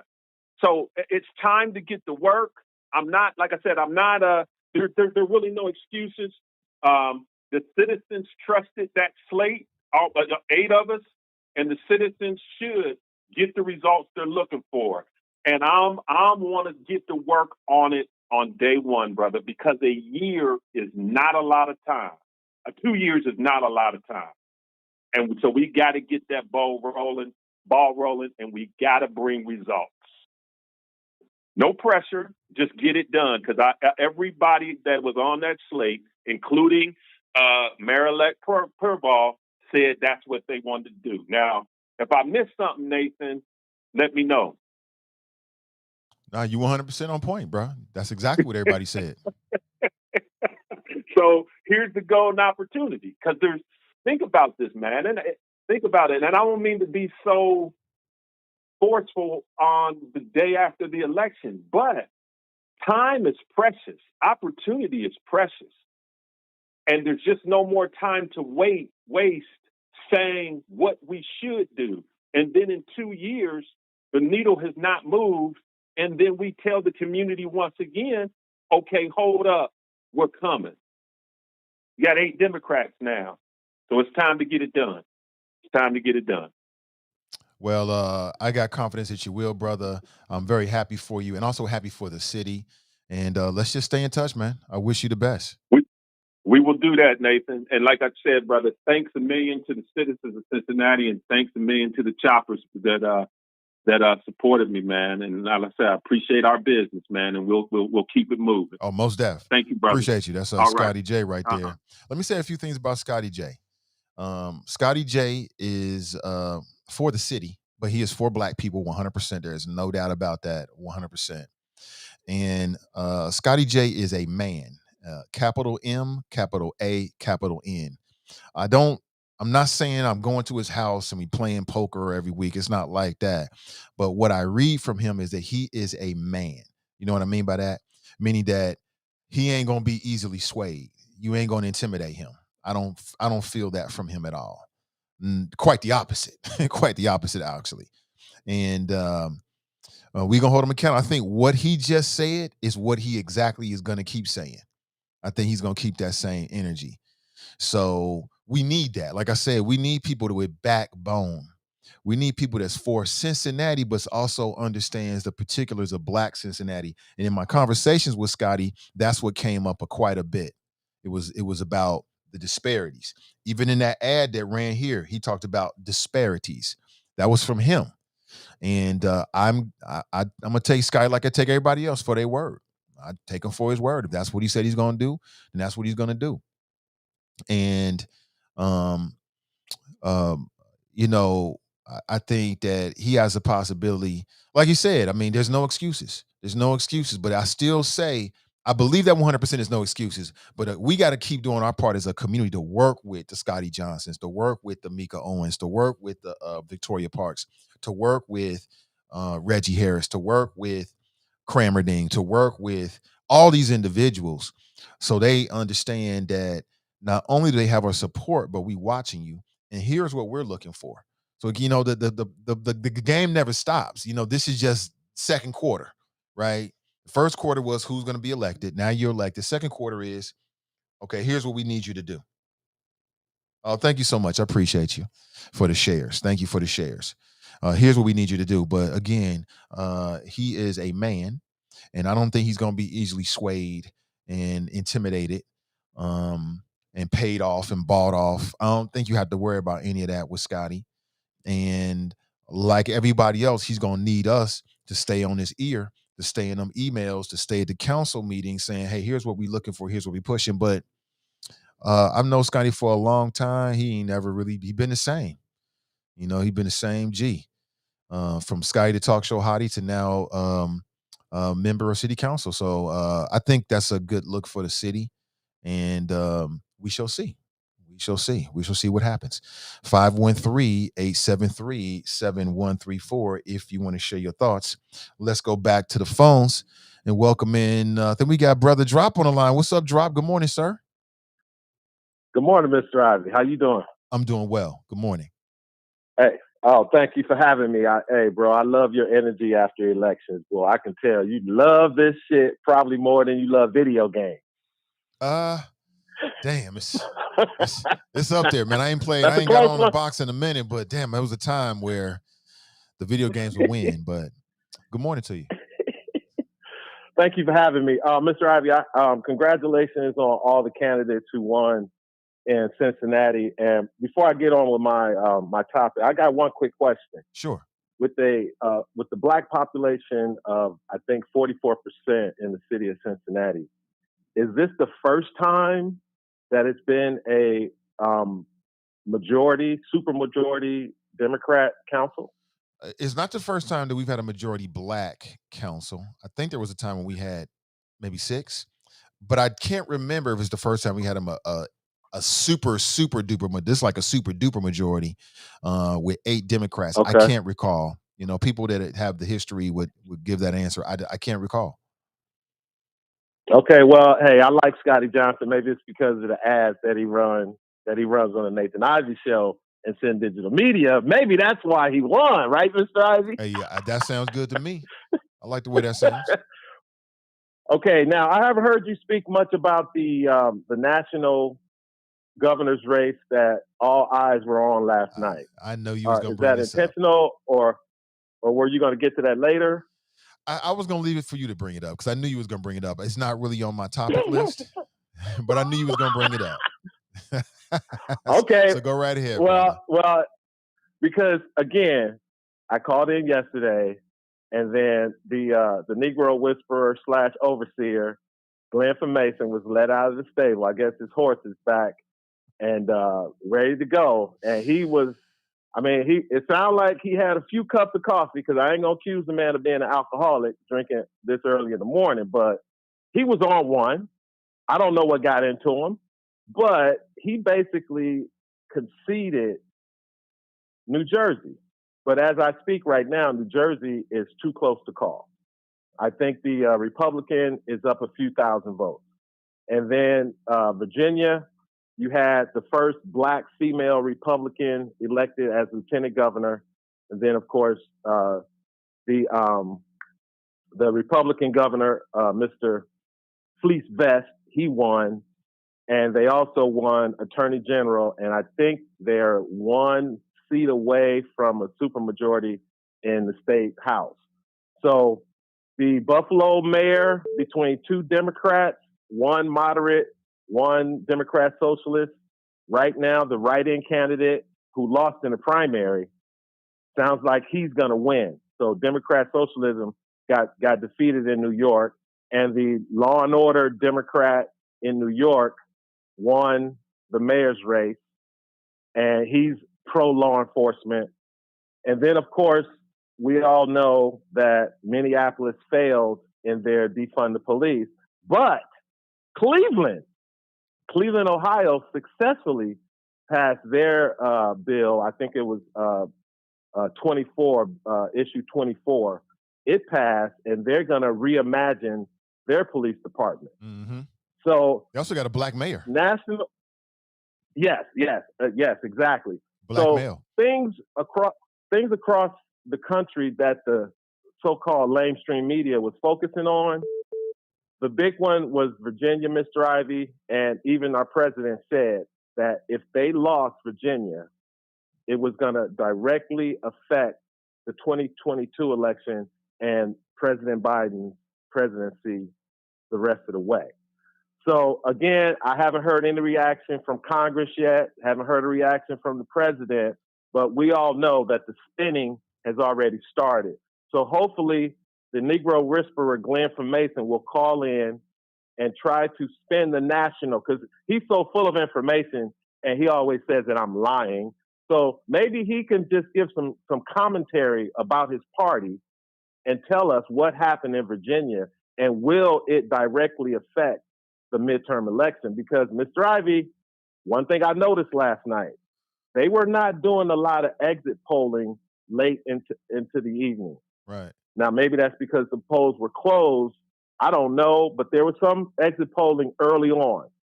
Couple things and real quick. in a blue, huh? Can I just interject a couple things? Yes, Glenn sir. says that's a lie. Obama won a second term and got smashed during his first midterm. And Kevin What wants is he to know, talking are you about going a to be second term? are you going to take Glenn's challenge? Because you hear Glenn challenged you yesterday. Did you hear that drop? Yeah, I heard it. You ain't bring that up. And you didn't read my comments I didn't that see I the put comment, in the no. chat room. Yeah, they were there, Mr. Ivey. I saw you looking because you even told Glenn, let me look in the chat room and see what drop said. And but I you didn't didn't get a read chance them. to look. So, but what was your response? Yeah, I get it. My response was, I want Omar Johnson money. Tell Glenn it's going to cost him Omar Johnson money for me to appear anywhere with his sorry ass. Because guess why, Mr. Ivey? He has a podcast. I have a podcast. I know what kind of equipment he has. He knows what kind of equipment I have. We don't need to use you anymore. I appreciate everything you did for encouraging me and giving me information on some of this equipment. But you know as well as I do, Mr. Ivey, we don't have to go through you. That's not to really the have point. a debate. That's not. It is. Why did he say? Why did he say come on your show on Zoom and all that kind of crap? Yeah, but you know I don't go on camera. This is the show where everybody knows you and where all of the conversation is happening. So why not happen here? This is the show where you call Glenn, this is the show where you call them out on the regular. People saying you running. People saying it's a BS but move. Mr. Ivey, drop is scared. That's what you people are don't saying follow. right now. I know, but you don't follow my podcast. Glenn follows the podcast. Okay, he knows. But Glenn didn't call you out on your podcast. He called you out on this podcast. No, Glenn. Okay, but Mr. Ivey, Glenn claims that he has a podcast with thousands and thousands of listeners worldwide. Okay, so why wouldn't he want it on his platform? Why does he have to go to your platform? It doesn't matter. Why does it matter? Exactly. So you should encourage him to do it on his platform or my platform and not yours. He says, no, I don't follow him. That's what you should do. See, he lying. Mr. Ivey, everybody he's full of think it. But scared, anyway. Man. I mean, I'm not saying you are. I'm just saying everybody thinks Ivey, you're scared. Do All you the actually comments are saying think that you're running. Mr. Ivey, Mr. Ivey, how long we been kicking it, sir? A while. You know me. Maybe some people that just tuning into your show, they don't know about me. But you know about me. I don't run. I don't back down from nobody. You back down from Danita and now Glenn. Oh, see, okay. But see, that's your narrative. No, that's just like the media narrative. Is going to spin. The media and the Democrats right now are in the lab coming up with a narrative to spin what happened last night in Virginia and possibly in New Jersey. And so, again, we have to wait and see. But I reach out to my brother Glenn. I reach out to my brother from Mason County up there with the rich black folks. Can I tell you what it sounds like? I reach out to him. Jack Frost writes, yabba dabba do. Can I tell you what it sounds See, like? Here we Just go. as your brother. That's my cue. That's my cue to go. That's my cue to Before go. you go, can I just say something to my brother? Can I say something to my brother? Are you in a space to receive what I want to say to you? Are you in a space to receive? I am in the space to receive it. I am wide open, Mr. Ivey. The way it comes across is that you're afraid to have a debate with Glenn and First Danita live on the air because you're afraid you're going to get embarrassed and you don't really want people to hear it. And it's not coming across right, bro. I know you're trying to spin it, but that's the way it's coming across. Okay, I just want to tell you that. Now, what you do is up to you. I mean, makes no difference to me. I'm here for it, but if you want to do it wherever you do it, it's up to me. But you're coming across as if you're running. Don't know if that's what you're really doing or not, sir, but that's how you coming across. No.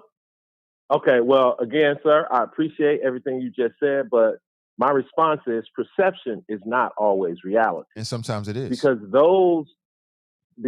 the people in question, me, Danita, and Glenn from Mason, we all know. Okay? So You can spin it. You all know what? You can put out. They you both can put think out a that you're perception running. all you want, but my integrity is intact. It's theirs that's in question because they won't come on your platform and tell the truth, even though They did. it's politics. In politics, it's not about the truth. It's about what you can get people to believe, right, Mr. Ivey? Somebody says you got more spin than Brian Gary. but again, Mr. Ivey, I'm just saying they all predicted this, what happened in Virginia last night. Even the president himself, he went up to Congress last week before he took off for Europe, and he told them basically, he said, if you guys don't pass this bill ahead of my trip and show the world that America is back after the scary orange man and that our Democrat governors need help across the country by at least passing the bipartisan bill. And what did the progressives say? What did Congresswoman Cori Bush from Missouri say? She told Joe Biden and the moderates to kick rock. And here we are. No bill passed. Democrats lose big. I mean, big in Virginia. So I'm just hoping that maybe another Democrat can come on here and explain what happened, because it's starting to get a little nervous in D.C. Drop Squad 52, dropping science to anyone who wants to fact check it. I smell biscuits. Funky, what my biscuits? He's cracking himself up, man. Oh my God. That black man right there. That black man right there. You know what I want to hear from? I want to hear from Brian Gary. Less than 10 hand cards ever handed out, as far as I know. Because when I heard about it, we pulled them all in. Do you know how you heard about them? Or the issue of them being an issue, I guess? Yeah, the issue of them being an issue. I guess when a reporter Why did it take so? Do you know how you heard about them? He's like, I don't remember how they told me about the fake campaign flyers. This is hilarity. Oh my God. Hilarious. Good morning. Welcome to the show. Hello, Nathan. Good morning, Maze. That's when you run, when somebody challenging you, you don't have any knowledge or nothing, you want to run and try to charge money. Cloud chasing, drop. But I want to talk about what happened in Virginia. Okay. Had nothing to do with, he keeps talking about that infrastructure that they did together. Mm-hmm. The infrastructure ain't going to do anything for nothing for the contractors. So if you got the lottery, and you got all these things that's already supposed to be taking care of infrastructure, and that's what they're crying about. Drop has no clue. And the reason why probably that they lost in Virginia is them same people that when Barack was running and Hillary was running, you look at those maps and you'll see the same thing. So when they get to screaming about all of this stuff about what's not happening in their states, like some of the ones that lost, where you got all these Republican governors, and then again it was about that shot. Some people didn't want to go do the shot, and then they got upset with Biden about the shot, and still mad with him about the shot. But it's not about the people that won in Ohio. He didn't say nothing about those people that wanted to be Democrats and went and voted and made a whole big change. He said congratulations, but he had nothing to say, and that's what he left at. So, and there's a whole lot of changes around this country that when it comes to them abortions, and those same liberals that went out and helped and did what they're doing, well, because they kind of clock brain it sometimes, follow stuff that just at the spur of the moment. When it comes to abortion, don't look at us as black people about no abortion. That's their problem. And when they start getting what they don't want, don't look at us to try to help us to get them across the top. So sometimes you have to put it like this. When you vote for people and you put them in office and they're not doing what you want them to do, and they ain't going to listen to the other side that's not even get the numbers, you're going to listen to what they got to say. Sometimes, that's why Hillary didn't become president, because nobody cared for her. So we saw the same thing in Virginia that we saw when Hillary ran. So that's my point of view on Virginia. But I'm happy because all the people that, in Ohio that went out and voted, I'm so happy. they made a change and pushed people out the way that's been there for years and in the way. But one thing I hope they don't do is break the law, be there and do honest things. And you can always and do a good job, have character, and do that for all of the people that ran. And you don't have to worry about no mess, all of this media coming in with, just like the 45 did, with all them crooks and criminals. That's what I don't want to see. And some of them have to leave that way. So if money is the root of all evil, let that money go past you and look at it and look at it as something good and do good for the people, and you might stay there a little longer. So have a good one, Nathan. You too, Mace. Have a good one. Good morning to you. Drip, drip, drop, drop. I don't know, man. I'm just the host sometimes. The calls come in as the call come in. It's hilarious. Good morning to you. Drop said he want Dr. Umar Johnson money. Dr. Umar Johnson, and I don't like that. I'm not going to say I'm ever going to pay that, but I don't like that. You know what I'm saying? Fox News called Dr. Umar Johnson. He'll run over there. He can't get to the studio fast enough. But if just somebody doing a podcast want Dr. Umar Johnson on the show, he gonna charge you $250. Man, what the hell? Come on, yo. So Drop said he want $250 to debate Glenn on issues. Clearly Drop is running. I don't know why. He's making a mistake, but it is what it is.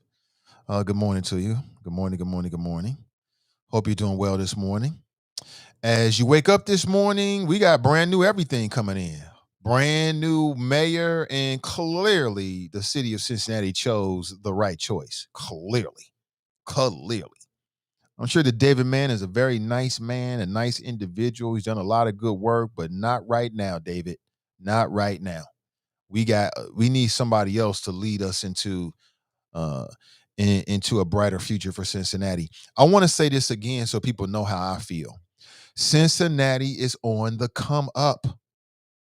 It's on the come up. You got so many good people doing so many good things.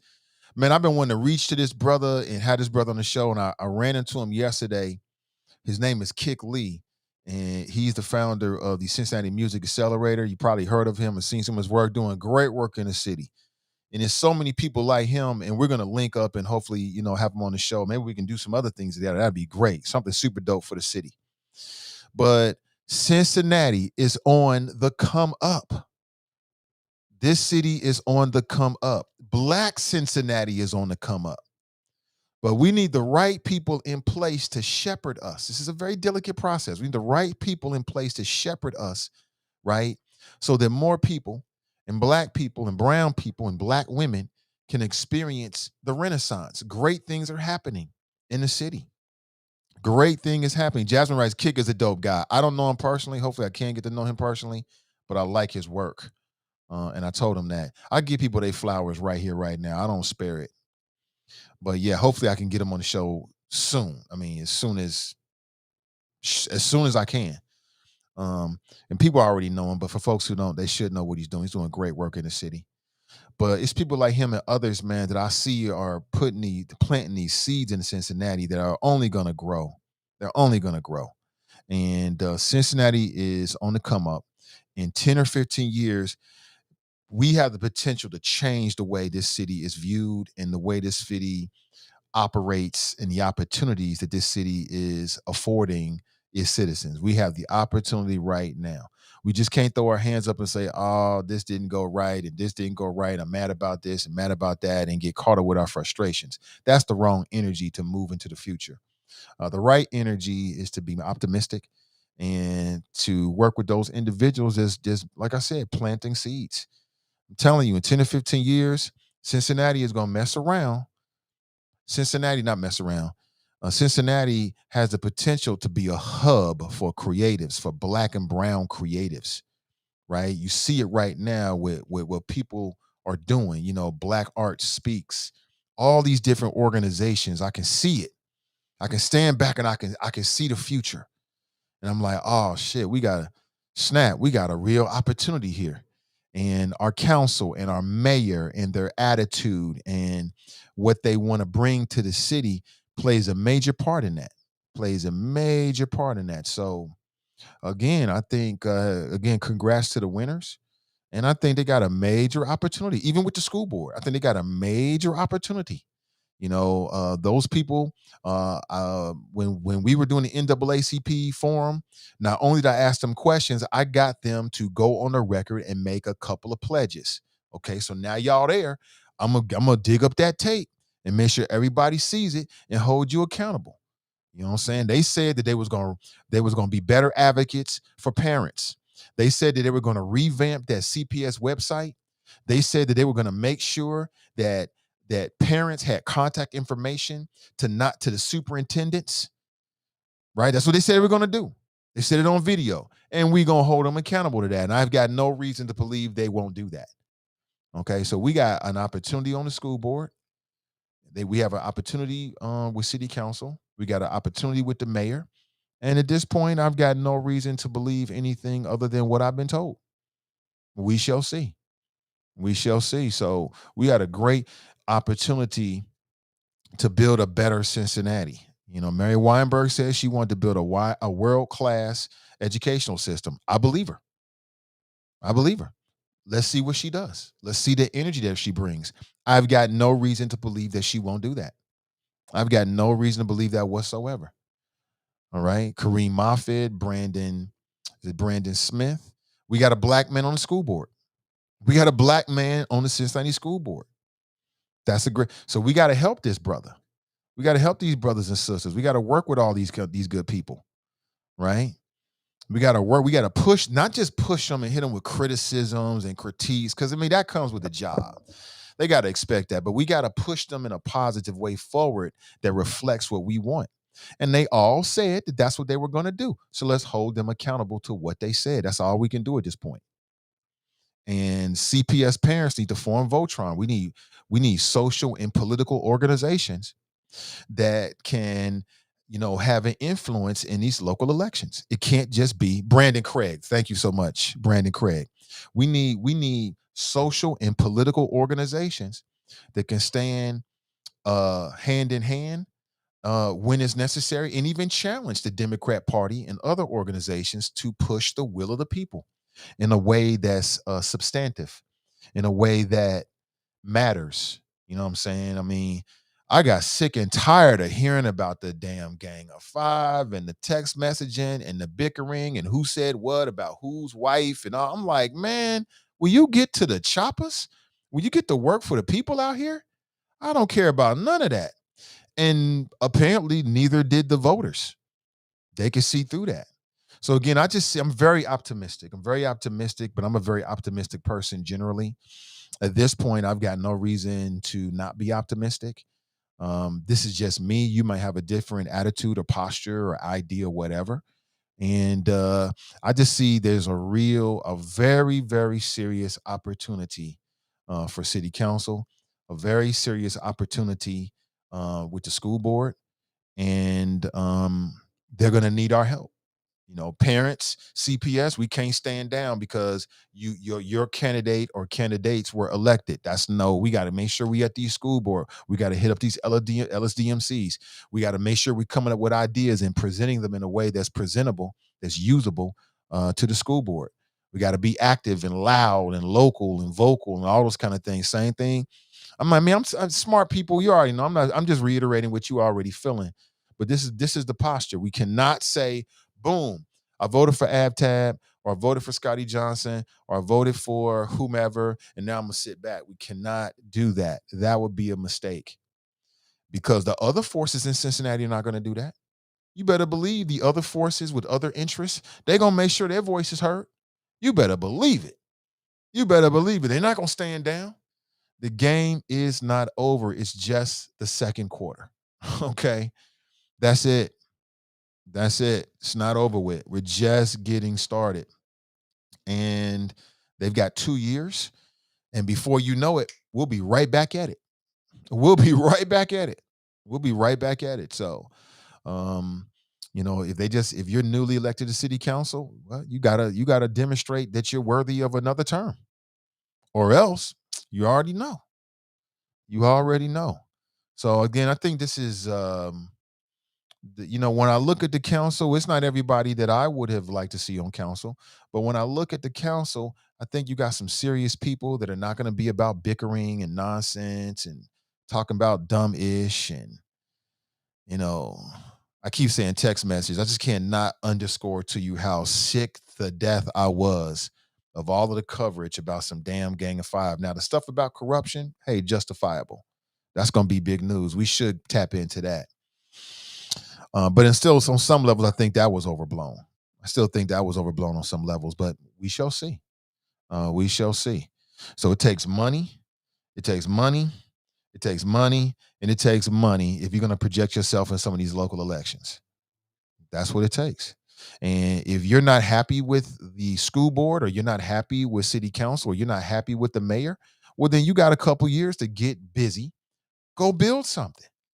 Go, get with some like-minded people in the city and build yourself an organization, whatever that might be, whatever the structure might be, and get out here and start pushing your influence out there.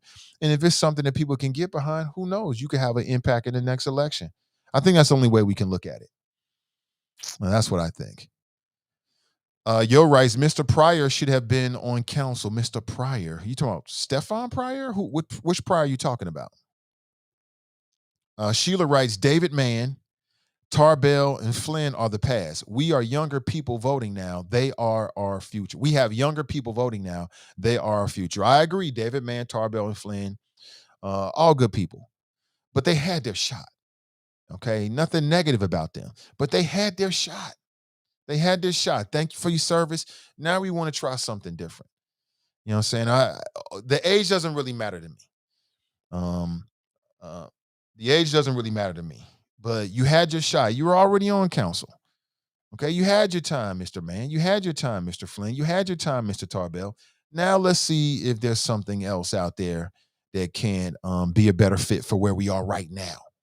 Right? I'm not saying nothing negative. I'll give Scotty credit. He ran an ad that mentioned the choppers directly. It all means something to get recognized. # give flowers now. Absolutely. He did that with intentionality. So, again, I'm not saying I'm super cool with Scotty like that, and I can speak to his character and what he's going to do. But from what I've seen, he's no punk. He's not a punk. He's not going to be easily pushed over or told what to do or swayed. I mean, if it makes sense, it makes sense. But I don't register him like that. And that's exactly the kind of black men and black people and candidates in general that we need on city council. Hold on here. I'm getting in. Oh, okay. I'm just seeing this, TNT. Thank you so much. I appreciate it. Just saw it. You see, trying to catch up with your chat here. There's just so much coming in. Let me jump into the chop shop, man. People on the Spreaker side of things. Ray writes, good risings all. Congrats to all the winners. Perhaps because it's truly time black folks get the tangibles deserved and the poor and the elderly. What I would say is let's not fall asleep. Even though we got a majority black council, we can't fall asleep. We still got to be loud, local, and vocal with them. You know what I'm saying? The motto of the Nathan Ivey Show. We got to be loud, local, and vocal with them still. Hell to the nah on Bessie Sunderman. Again, I'm not trying to revel in anybody's pain. I mean, I like to see people win. I want to see people happy and successful. So in no way am I trying to revel in her loss. Her losing, I think it's good for the city. But it's nothing personal. I'm sure Bessie Sunderman is a very nice and smart, intelligent woman. I've got no reason to believe otherwise. But the energy that she was putting on council in the short time that she was there was a no bueno for me. It was a no-go. And you know me, I try to be objective. I want to sit back and see how you're going to present yourself and what energy you're going to bring. I just didn't like the energy. It was energy from the Stone Age. We don't need that.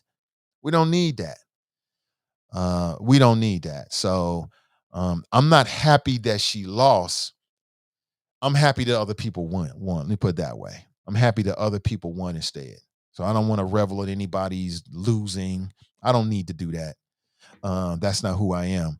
But I'm just happy for us. Charles writes, Bessie wasn't a good fit for this new council. She was not.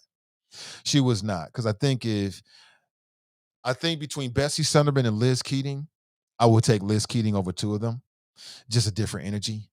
And then what I'm hearing from the grapevine from people who are far closer and have way more insight than I do, it kind of backs up my own thoughts. So I think that's better, most definitely. Angela writes, I voted for all Democratic black for city council, period. Okay. There's nothing wrong with that. I mean, you vote how you vote.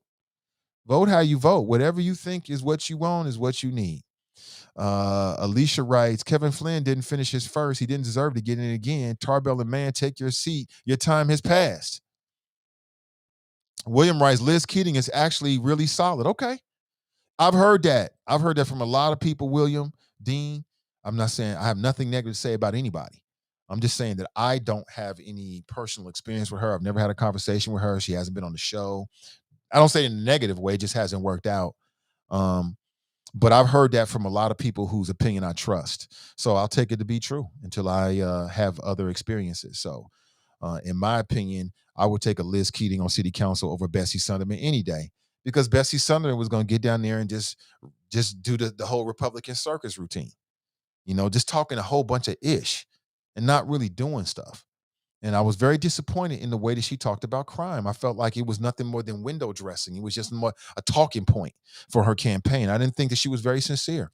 I could be wrong about that, but that's the energy I got from her. And I was like, oh, hell no. We can do better. And I think we did do better. Letty writes, I'm glad Bessie Sunderman lost. She was not good for us, and neither is Liz Keating. We'll have to wait and see. The thing about Liz Keating is she's going to have to decide what kind of council time she's going to have, right? And again, this is just me talking. There's people that got way more insight on local politics than me. I'm just one man with a microphone talking ish, okay? I fully admit it. But as I sit here, she is surrounded by Democrats. So what's the energy that she's going to bring? Is she going to work? Is she going to be productive or obstructive? Is she going to be productive or obstructive? If it was me, I'm going to be productive. I'm going to join the team. We're going to get something done. And if I've got Republican values, I'm going to not abandon them. I'm not going to abandon my core values if I'm a Republican. But I'm going to join the team. We're going to get it done. You know what I'm saying? We're going to get it done. So what we doing there? What's up, team? Let's huddle up. I'm part of the team. Yeah, I might be a Republican, but I'm part of the team. That's how I would look at it. I don't know how she's going to look at it. Alicia writes, Bessie Sunderman is a negative Nancy. May she fade into the sunset and not become more of an irritating Karen. She might have hit the nail right on camera. She might have hit the nail. I mean, I don't know. You get a few ABs for that. Adrian Broner loves the Nathan Ivey Show. One more time, AB. Yeah. The other big win was the defeat of Issue 3. Absolutely. Issue 3 was a Trojan horse. That's all it was. And there were some elements that I think are worthy of consideration that maybe perhaps should be in place. But as a whole, nothing more than a Trojan horse. And we can do better. We can do much better. I'm saying enough of the games. And what I'm hoping is with the defeat of Bessie Sunderman, maybe the next Republicans will think twice about the posture and the energy that they bring, and that the city don't have time for that no more. Ain't nothing wrong with you being a Republican. Nothing wrong with it. You probably have some ideas and will push and bring energy that we need. You know what I'm saying? I'm not against Republicans at all. But when you on that dumb-ish, we don't have time for you. When you run around here talking about the Gang of Five and playing games, remember how she was like all after Wendell Young? Remember that? It's like, this is what you doing, sis? You out here trying to go after Wendell Young? So that just told me everything. Victoria writes, how did Liz Keating get on the council with all those Dems? Did some Democrat voters defect? They might have. She got on there because she raised almost $250,000. That's how she got on there. And so, yeah, she probably did. And And you had black people that were stumping for her. I heard this on a local radio station. You had Dwight Tillery and Charlie Winburn. They cut an ad for her. Now, personally, I thought it was one of the worst ads I've heard in a long time. I don't know who produced it. I guess production quality doesn't matter. It's all about whether it produced results, right? So in that way, it was working. But as I listened to it, I was in the car listening like, who in the hell? What the hell? But it worked. She was able to come in 9th place, and she beat Michelle Dillingham, which means that it's up in the air for her next time. We shall see. Now, she was put in place and to replace, I think she replaced PG Sittenfield. And I ran into Pavan Parikh, who was the probate judge, right? He lost to Winkler. Had he won, he would have made the decisions as to who would have replaced those council members, including PG Sittenfield. And if that was the case, then Liz Keating wouldn't even been on city council. See how these things work? I mean, sometimes it's just Tiffany writes, that ad was cringy. It was cringy. That Charlie Winburn and Dwight Tillery ad helped her. Yeah. I mean, these people are smart. They know who to call. There's a reason why you hear Dwight Tillery's name in a lot of ads. There's a reason why you hear Alicia Reese's, not name, but voice in a lot of ads. There's a reason why you hear Charlie Winburn's name or voice in these ads. Because they work. They move the needle. Let's go to the phones. Good morning. Welcome to the show. We all know that people are the same wherever they go. There is good and bad. How you doing, Nate? I'm doing great, brother. Welcome. Ebony and Ivory got Liz Keating in the nice spot. Don't you know that? Now, I'm just trying to figure out which one is Ivory and which one is Ebony, but it did happen. So whoever put that in the chop shop, you're absolutely right. And Nate, can I get a couple of ABs for that Negro running away fast as hell with those tight-ass ASIC phones? Talking about I'm walking while retired. You're walking while retired and gutless. Running like a little Mitch. Walking while retired. You walking around gutless, heartless. You should be in the Wiz. Replace Michael Jackson, Nipsey Russell, and the Tin Man. What the hell is going on, Nate? How you doing, brother? I'm doing great, man. Welcome to the show. I saw you last night, man. You were looking good, man. I was like, look at Nate. Because I remember, the first time I met you when you was like super big Nate. Now you like medium Nate. Appreciate that. That's a compliment. Even in the friends page, Nicole said she saw you, and I was like, "Well, did anybody see what was the sticker on your back of your phone?" I was sitting there trying to read, like, what does that sticker say? Yeah, it says, it's my voting sticker. I love voting. Oh, okay. And I forgot it was there, actually. I just put it there because, I'll tell you the whole story. So I had to renew my license. I went to go vote, then I went to go renew my license. I took the sticker off my lapel and put it on the back of my phone and forgot about it. And that's why I was there. Okay. Because I would have had one that said 2 beer minimum base. No go or whatever, something like that. Well, I would have put a Sin Digital Media sticker back there if I knew I was going to be on the news. Yeah. I had no idea. I would have put no to Betsy Huckabee Sunderman. And I'm so glad she lost. Her, Kevin Flynn, Tarbell. But, Nate, I told you, I was going home with my fire yesterday. And I'm sorry to see the sister lose, and I'm glad to see the brother win. But did you see my Facebook post? I know you don't follow all your listeners, but I posted on there, Nate, and I can't bring it up right now. But I posted on my Facebook page, be careful who you use as a political operative or something, I'm paraphrasing, because it could cost you 252 votes. Do you feel me, Nate? Are you talking about Elizabeth Ty? Nate, 252 votes. That could be the difference between having Slitherman, Block Foster, and whoever Gilligan out there that's been a Gilligan for a while would trip me out, Nate. And again, I told you I was going to hold my fire because I was hoping that you won. But we hadn't heard nothing from this Naker in about, 6 or 7 years, and all of a sudden you bust up on the scene with potato salad that kind of tastes good, but it still got remnants of raisins in it. It's a no-go for me. And again, that could cost you 252 votes. Do you feel me, Nate? I'm thinking I'm starting to understand where you're going, yes. I feel you, unfortunately. Okay. Was I right? And by the way, give some flowers to Black Beachmont, because today also his political advisory career died. I mean, how many losers does this guy have to pick before we start saying, like, maybe you need to get back on your meds? I mean, Jim Neal, he's out of here. David Mann, he's out of here. I mean, has he picked a political winner since, I don't know, you started the Chop Shop? Hell, his latest prediction broke up his little, Too Fresh crew. The Pound Puppies are no more. That's how drastic it got for them.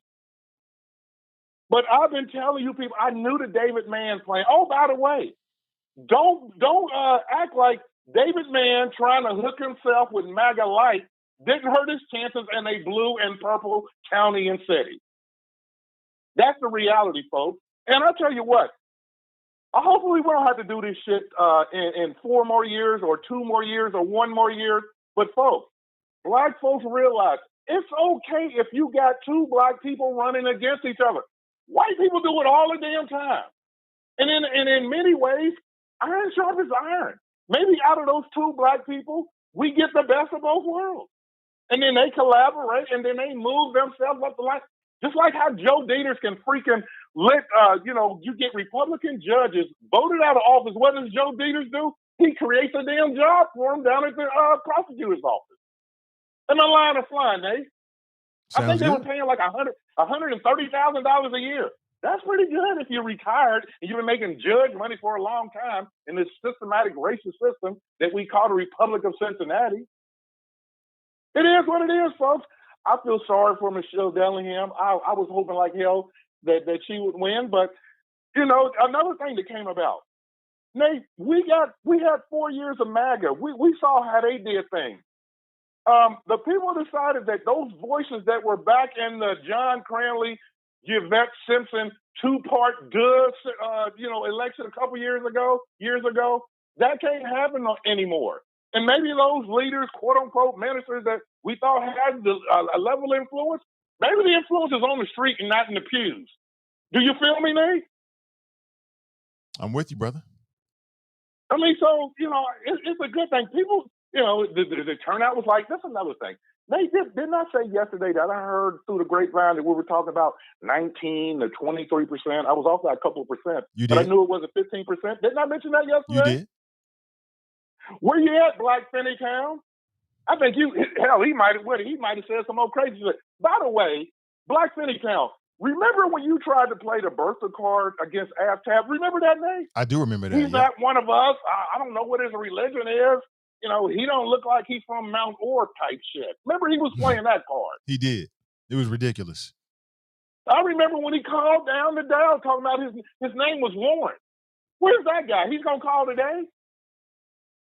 Where you at, Lawrence, or T. Greg, or Black, whatever? Black Navajo. You need to change your name. Your crew broke up, so maybe you should be formally known as, Becky Breakdown. I don't know what the hell, to do something else. And Drop, I ain't forgot about you with your little punk ass. You ran like a hoe. Straight hoe. I'm sorry. Lord, forgive me for my brash delivery on your show, Nate. I'll do my separate prayers. Like I got like a towel or something. I kneel to that for these little punk ass Gilligans. Gullible black men that are gutless. I mean, come on, Drop, man. What you gonna do? Tape your call again, then run to your little Gilligan ass friend who's also a buster? And I called him out earlier. He had early drip issues too. You can tell he left the get out tea bag sitting right there on the side of the cup too. I'm calling all of you out. So Nate, I don't know. Maybe there's like a Trump affiliate somewhere. Whoever. Two men enter, one man leave. It's like the electric chair. Hell, I'll pull the switch. Scoot your big ass over 2 at a time. Nate, I got to get to work, man. Petty peace. I'm out. Appreciate the call, man. We'll rack them. Damn. You got him started, Drop. Some of that, I don't know what he was talking about at the end. I don't know what he was talking about, but welcome to the Chop Shop, ladies and gentlemen. If you're here for the first time, yes, we are a Cincinnati-based talk show where we focus on Cincinnati's first daily digital talk show that focuses on Black people, Black politics, and Black pleasure. Now, we talk about everything, but that's always going to be our focus. And we are locally based in the greater Cincinnati area. He is hilarious, man. I think he was talking about Liz Ty. And I don't know if Smith had been endorsed her or not. I think that's what he was saying, but I'm not aware of it. Don't associate Finneytown with Black Russia. That's hilarious. So don't associate Finneytown with Black Russia. That is hilarious. Sarah writes, love the smoke. Queen Maxine writes, yes, caller. Glenn crazy as hell. Glenn is a legendary caller. He is legendary in greater Cincinnati. Legendary. I'm not saying that because he happens to be here. Like, that's the truth. He listens to everybody. He don't spare his mind. He gonna challenge. He don't give a damn who the host is. He gonna challenge you if you feel like you need to be challenged, and he's just got a way with words. Quite interesting. I'm not saying I agree with every word that comes out of his mouth, but that's what it is. Nikki writes, he's obsessed with Glenn. He is. Back, chicken talk drop. What? I don't know what they're saying there. See, Shante writes, can y'all post cast platform so I can listen? Thanks. We are on the Spreaker Network, Spreaker, so speak, but with an R, Spreaker Network. And we stream live audio. The audio is also curated there as well. Just search Nathan Ivey Show.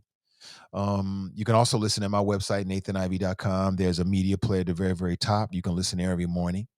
And we're also on the TuneIn app, TUNE-IN, tune in, as in you're tuning in, the TuneIn app. Now, both of those apps you can find in your app store, no matter whether it's Android or the Apple Store, and you can download them free. You can subscribe to the Nathan Ivey Show, and you'll get a notification whenever we go live if you're into the audio side of things. But in terms of video, we're on Facebook and we're on YouTube. Okay, Facebook and YouTube. And of course, you can subscribe there as well.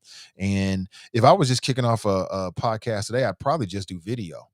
I wouldn't even bother with the audio side of things. But I started this podcast 4 years ago, and it was audio only. So, that's how we started there. And we have well over 1 million plays and downloads, So that's a milestone that every podcaster wants to hit, that 1 million mark. We've already hit it. And in terms of the Spreaker Network, just alone on the Spreaker Network, not even counting TuneIn. And so that feels good. So people definitely have been tuning in over the years and checking that out. And it took us a few years to get there, but that's a milestone that no one can take from us. Sarah writes, gonna show up at Bar 29 tomorrow. Looking forward to seeing everyone. That's right. Bar 29 will be doing a lot. Well, their event's going to be from 5 p.m. to 9 p.m. And Cincinnati Digital Media will be taking care of their live stream from 6 p.m. to 8 p.m. All right. So if you want to come over and say hello, Black Political 101, Ozzie Davis, Cedric Densons, Cam Hardy, and others, they'll all be there. And the last time I spoke with the folks, they were going to try to have a lot of the candidates come in and talk, and then also some of the media types come in and break it down and analyze. So it should be a good time. It's right over there on Reading Road. And say what's up. I'm going to spend a little bit of time on camera, not a lot, because I'm going to be all talked out. I talk 2-3 hours every day. After I finish the show, I don't really want to talk too much. But I'm definitely willing to do that because I think it's a good idea, and I want to see where it goes. And you can watch the live stream on Sin Digital Media. So if you're on Facebook right now, you can watch it right here. And then it'll be shared on personal pages and probably in a lot of groups and things like that. So absolutely. Brother Powell writes, brother, you have changed local politics by asking one question. What are you going to do specifically for the Black community? People was asking that question way before me. I know Dwight Chili was and others. It's just a natural thing to ask. You know what I'm saying? I mean, I want to know. And I think we can take it a bit further, Brother Powell. I think there's some other stats that we can do with that as well. So good morning to you. Y'all hilarious. Y'all are hilarious. Drop rights, drop in science. I may be wrong, but she may have been asking about dropping Glenn podcast. You might be right, Tiffany. I don't know. I think that Glenn's podcast is on the Anchor is on Anchor Network, so you can check it out there. But I would just do a search for Politically Petty Podcast and look for it, or Black Knot Democrat, and make sure you subscribe to those brothers as they do what they're doing. I support everybody 100%. Sab One writes, great election coverage, keep dropping facts. Okay. Wow, not many people viewing, must be election mad. I don't know. We got about 150 people here in total. We got some people watching on Sin Digital Media, some people's on YouTube, some people's on Nathan Ivey Show on Facebook. So about 150 in total. And then probably into the many hundreds of people who are listening on our Spreaker network and tune in total. It's just interesting. That's how we started, and that's where the majority of the audience still remains. And I think it's just the audio. It's just people love audio. They love to just hit the button, hit the audio. You don't have to worry about the visual medium. Even though you can do that with YouTube, you can hit that play button on YouTube and Facebook. You don't have to watch it. You can just listen to it. But that's just what the case is. So I appreciate you. But let me go straight to my guest here. I see he's backstage. We've got Mayor-elect Avtab Puraval. Let's bring him straight in. Mayor-elect Avtab Puraval, how you doing, sir? I'm well. So good to see you, man. Thanks so much for having me on. This is my very first interview. I want you to know, as the mayor-elect. So I'm honored to be here. Oh, and honored to have it. But again, congratulations to you and your team. I know it was a lot of work, a lot of weekends and everything to get to this point. How does it feel? Feels great. Just, incredibly humbled and grateful for the support that Cincinnati showed us. With such a historic margin, I think the message from the voters is clear that they're interested in new leadership. They're interested in a collaborative approach that puts racial equity in the center of the frame. They're interested in affordable housing, economic recovery, public safety, the environment, all the issues that we ran on, all the conversations that we had on this platform and others about what the right path is for moving Cincinnati forward. And again, just really incredibly humbled and honored by this awesome responsibility. And what do you think about the council that you'll be working for or working with? Does that encourage you? It is encouraging. Obviously, as a Dem, I'm very proud of the number of Democrats that we got on to council. But whomever the council was, whether they were charter, Republican, or Democrat, our charge from the voters is to put partisanship aside and to start, driving results for the people who put us there. Unfortunately, what we've seen in the recent past, not just the indictments, but of course, those are particularly shameful, but just a culture of pettiness and of sniping and personal attacks. I'm really optimistic that we can work collaboratively. We're not always going to agree, but certainly if we continue to keep what's best for Cincinnati as a North Star, we can start to return some trust and honor from the public into our public servants. Yeah, it's a big responsibility. It's a big opportunity and responsibility. I had a council-elect on earlier, and he said something that you said to me last night, which is no excuses. Yep, no that's excuses. Right. That's exactly right. Yeah, talk about that just a little bit. How you feel? Yeah, that's right. We've been elected now on this promise of lifting all 52 neighborhoods, on this promise of getting past this pandemic. We're still in the middle of this thing, and we've got our charge. We've got the opportunity from the voters, and now it's on us to deliver those results. I'm really excited about that. Starting today, thinking about transition, thinking about my administration and how we can work collaboratively with council. But you're right, we have this opportunity, and voter turnout is a challenge. But part of the reason why voter turnout is a challenge, of course, part of it is lack of trust in our city officials. But also some of it is the electorate doesn't think it matters who gets elected. This is our opportunity to prove them wrong, to show them that it does matter, particularly at the local level, who they elect. Yeah, and can you speak to Black Cincinnati a bit? Because one thing that you were consistent about across all the forums, no matter what the audience was, is that you felt as if you need to deal and address with the disparities. So now, Mayor-elect of Cincinnati, or Cincinnati Mayor-elect, what would you say to Cincinnati, in particular, Black Cincinnati? Yeah, I would say first off, thank you so much for your faith in me, for your support.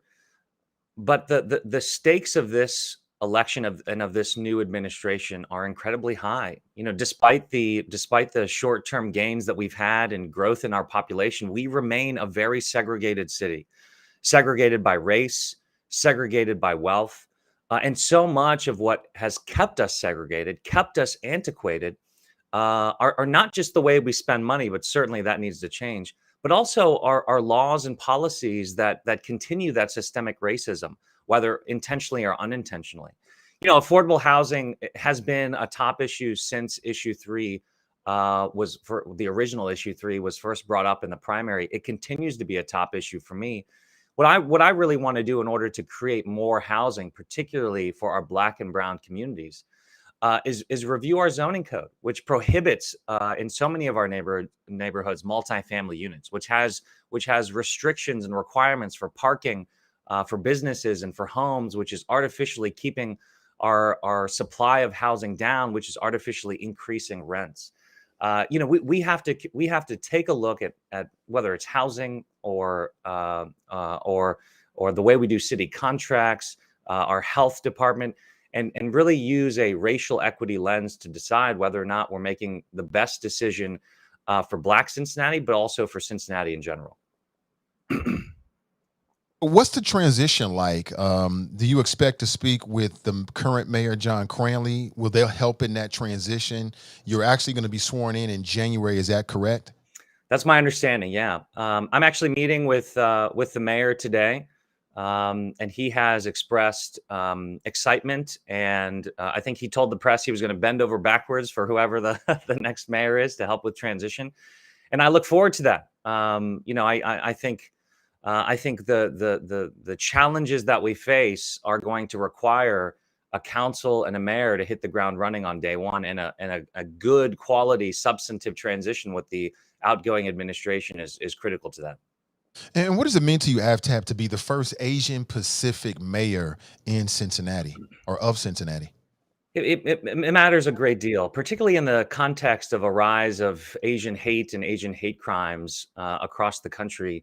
You know, representation matters, and certainly our Black neighbors know that. When I was growing up, there just weren't a lot of people who looked like me. Really, there were no people who looked like me in public service, and it wasn't until President Obama ran and won that I believed that a brown dude named Aftab could have a future in politics. He really inspired me to believe that I could step into the arena and try to transform my community. You know, his win and his presidency, his administration was very impactful to me, and I believe that I am part of his legacy, continuing to try and do my part to enact policies and change the way we look at government that President Obama envisioned. And you know, I'm always so excited when little brown boys and girls come up to me and tell me that they want to be in politics, and I take that responsibility seriously.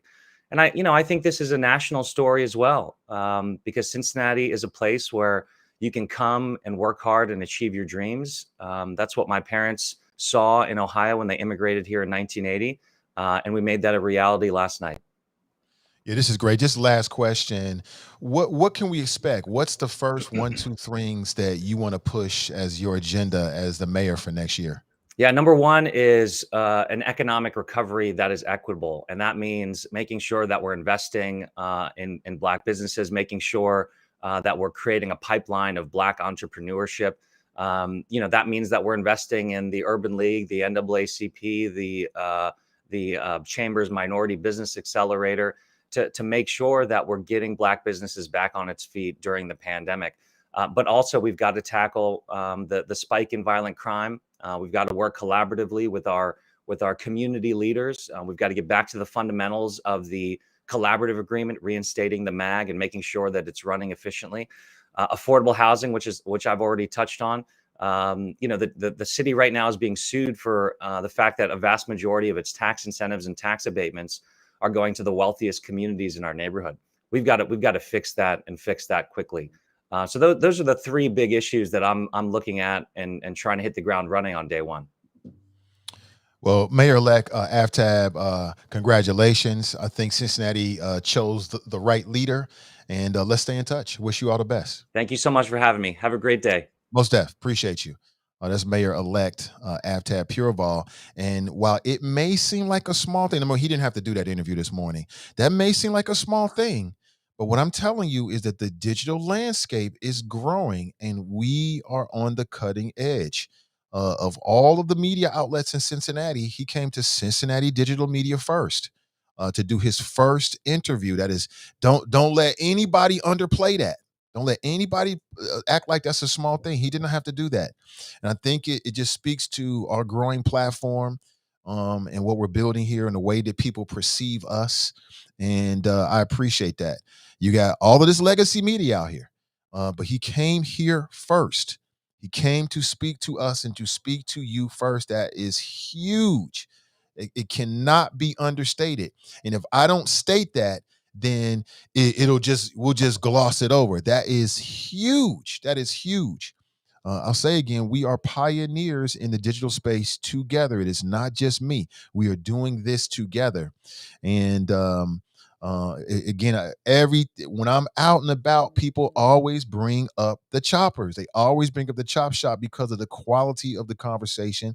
And as I said, it's a lot of influencers that make up this audience, not just voters. It's people that influence other people on a lot of different levels here. So that cannot be understated. As Cincinnati moves into the future, and again, I'm very optimistic. Very optimistic. I think that we got a huge opportunity to do some great things here. And we can change the national image of Cincinnati, which has already been changing. And on some levels, I can see some parallels between the Bengals, because when I look at the Bengals now as a team, I see different energy. And I'm very optimistic about what they can build. And I think that parallels to the city of Cincinnati. And I think that we need to, and it's hard to, it's very hard, especially in the Black community. It's very, very hard to get out of thinking negatively because things have happened in the past and maybe the inequities and disparities. I think it's hard to get beyond that, but I can, and I can see the future. And I'll say it again. With Aftab as mayor, with the council that they have, and all these good people in the city that are working maybe independently and collabing on some levels and building seeds, we have a huge opportunity to do something really special in this city of Cincinnati. And I'm from Cincinnati, born and raised. My family's here, my business is here. My brothers and sisters, my children go to Cincinnati public schools. I'm as heavily as invested as you are in the city. Okay, I'm just as invested as you are, and I want to see this city work for everybody, especially for people that look like us, because that's what really needs to be addressed. So I appreciate that. But again, don't underplay the fact that he came here first. This is the mayor-elect. He could have went anywhere. So I appreciate that. And looks like something's happening with the stream here. It'll catch up here in a second. Okay. I mean, most def. We'll definitely do that. So I want to make sure that we got that in, and appreciate it.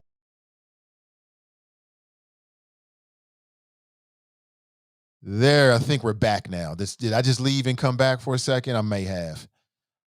She writes, "You run a great platform." Absolutely. And it's not just me, it's a lot of good people and creative folks that do shows with CDM, and we are just getting started. What comes next will be even bigger and better than what we're doing right now. Okay, so please tap in and stick around and share our this show, share all of our shows. You got Midday Juice coming up today. Is It Just Me with Donnie B? A lot of smart, really good, creative people that are from Cincinnati or they're based in Cincinnati and have something to say and something to give. And sometimes it's just, entertainment. There's nothing wrong with that. Nothing wrong being entertained. You don't always have to be super serious. Hell, I'm not always super serious. Y'all already know that. Sometimes I get criticized, but I know it comes with the territory. But I appreciate that. And we are just getting started. Oh, absolutely. Thank you. Thank you for setting that up. I really appreciate it. Open door policy. Open door policy at any time. And I know he's a very busy man. Want to make sure he got in and out. But I want to underscore that he came here first. You got all this legacy media, all these radio stations, all of these digital platforms. He came here for us first. I think it says a lot about how he and his team view what we're doing here. And I don't take that very lightly at all. I take it as a huge compliment. Most definitely. Let me see. I'm getting another call here. I'm not even sure. I'm not sure where that call is coming from. Thank you so much. Thank you so much. Appreciate you. Thank you so much. Jerica writes, again, I think, and I said it again, I'm not fluffing. If I felt otherwise, I don't lose anything. I think that we're going to look good. We're going to look good with him as mayor. I think we're going to look good with the city council, even though people may have criticisms with the Democrat slate. I got a chance to either interview or to be a part as a moderator for everybody that got elected.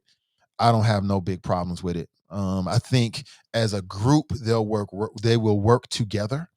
And I think that we're going to get, it may not be ultra progressive, okay, but I think we're going to get progressive or left-leaning policies coming from them. And if we don't, then we know who to blame.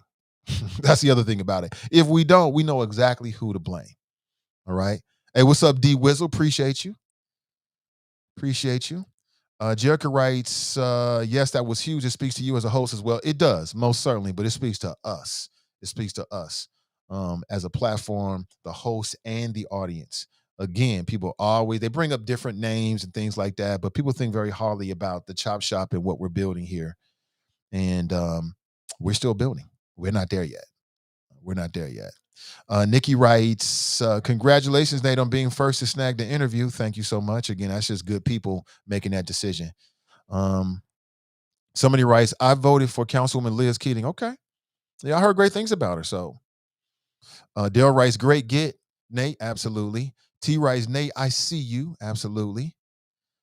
Callie writes, that shows me he's ready to get to work. Well, the other reason is look at what he did as the Hamilton County, what's the position he's in right now? I'm sorry, I got so many other things in my head.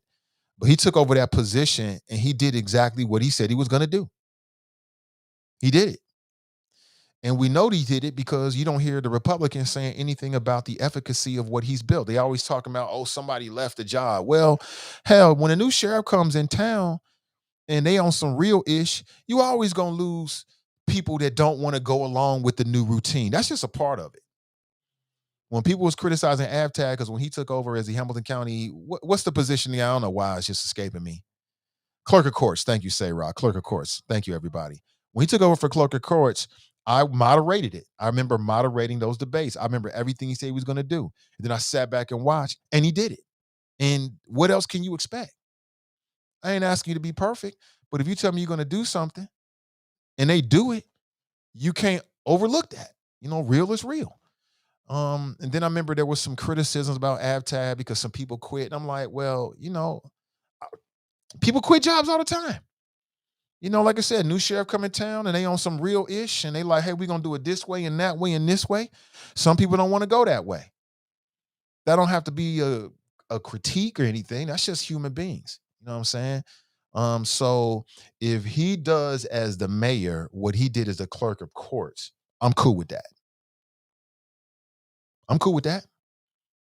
You know what I'm saying? Putting black folks in positions of authority with intentionality, I'm cool with that. Setting a new standard is not based upon nepotism. It's on merit. Who would ever be a problem with that? You know what I'm saying? You say you're going to modernize the website for clerk of courts and you actually do it. Okay, I'm cool with that. So again, I'm very optimistic and we'll have to see what happens. Hey, Carmelita, it was great seeing you too. I ran into Carmelita. I said it earlier. Got a chance to take a photograph of her and met her mother as well. It was great to see both of them. Yeah, Carmelita was out last night. The Choppers was in the building. Yeah, thank you so much. I don't know why, but I had a brain freeze in that second. So That's right, clerk of courts. Was the overall turnout? What was the overall turnout numbers? Let me find that for you real quick. I'm going to go to the Hamilton County. I'm going to go to the Hamilton County Board of Elections. So they've got a graphic up right now with all of the precincts reporting. Again, if you ever want information like that, just go to the Hamilton County Court. Hamilton County. It's called votehamiltoncounty.ohio.gov. Okay, just go to the Hamilton County Board of Elections website. And let me show you this. I can show you better than I can tell you. And as a matter of fact, let me do it this way. I'll put it on the screen. That'll be better than putting it on my... I got to get out of here. I got to get it in every day. Health is wealth. You already know. Hold on real second. But I believe from what I'm reading, the turnout was 26%. That's what is being reported here. Or no, 26.12%. That's what's on the Hamilton County Board of Elections website. And they're saying, hold on, let me go down here. Okay, I'm still scrolling. Give me 1 second here. Still scrolling. And I'm still scrolling. I'm scrolling down through all of these races. Okay, it might just be easier for me to do this. So I'll just put my phone up and you can check this out. Can you see that? That's what's on the Hamilton County. That camera is super dope. See how it blurs you out in the background when something gets into the foreground? Oh, man. Hit me with DM. I'll tell you how to do that. But there it is. Registered voters, 589,822. Ballots cast, 154,059. A total of 26.12%. So 26%. And then see how, that is so dope. Absolutely. Victoria writes, great questions, Nathan, that you asked the mayor-elect. Great interview. Congrats. Just the basic stuff. Yeah, I know he didn't have a lot of time. And at this point, I mean, it ain't about getting all super deep. We'll have time for that later. See. Queen Maxine writes, hey, be on the winning side, a season of righteous excellence. Absolutely. Jack Frost writes, not the Bengals. Yeah, I see a parallel. The Bengals are on the come up, and Cincinnati's on the come up. Cincinnati is certainly on the come up, no doubt about it. We not perfect. We got a lot of stuff to work on, a lot of gaps to close, but Cincinnati is most definitely on the come up. The next issue is some of these county offices like prosecutor. Let me say it again, prosecutor. And when we get in these county and start making over these county offices like prosecutor, when we get a prosecutor that's got some damn sense and the right attitude and the right posture, winning and more winning. But with that, folks, I must make a move. Gotta make a move. I gotta get it in. I'll be in these streets getting this exercise in for the next hour or so. Then you got Midday Juice at 1 p.m. today with Ask Ashley. She always has a really fun show, completely different from me. She don't talk about no politics. It's just life and the pursuit, life, love, and the pursuit of happiness, right? And what's better than that? But keep your eyes on what we're doing here with Cincinnati Digital Media, CDM, and keep your eyes on Nathan Ivey Show. A shout out to my patrons. I'm back to my videos this week. My mother died a week ago, Monday, so it slowed me down a bit, obviously. And but I'm back at it to keep you in tune and plugged into what we're building, what we got going on. Have an excellent rest of your day. And remember our motto. Let's say it together. Winners focus on winning. Losers focus on winners. So stay focused and stay winning, and we'll talk real soon. Until next time, I'm Nathan Ivey, and I'm out.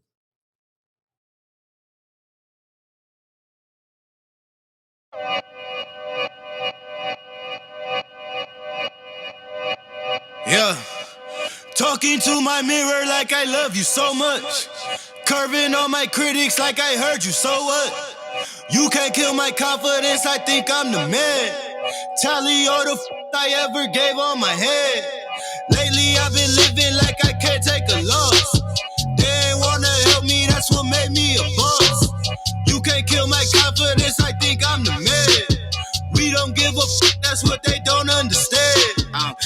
Getting like flu season, I broke records while loose leafing. I'm coming down my roof, leaving. Don't give a fuck, I don't care.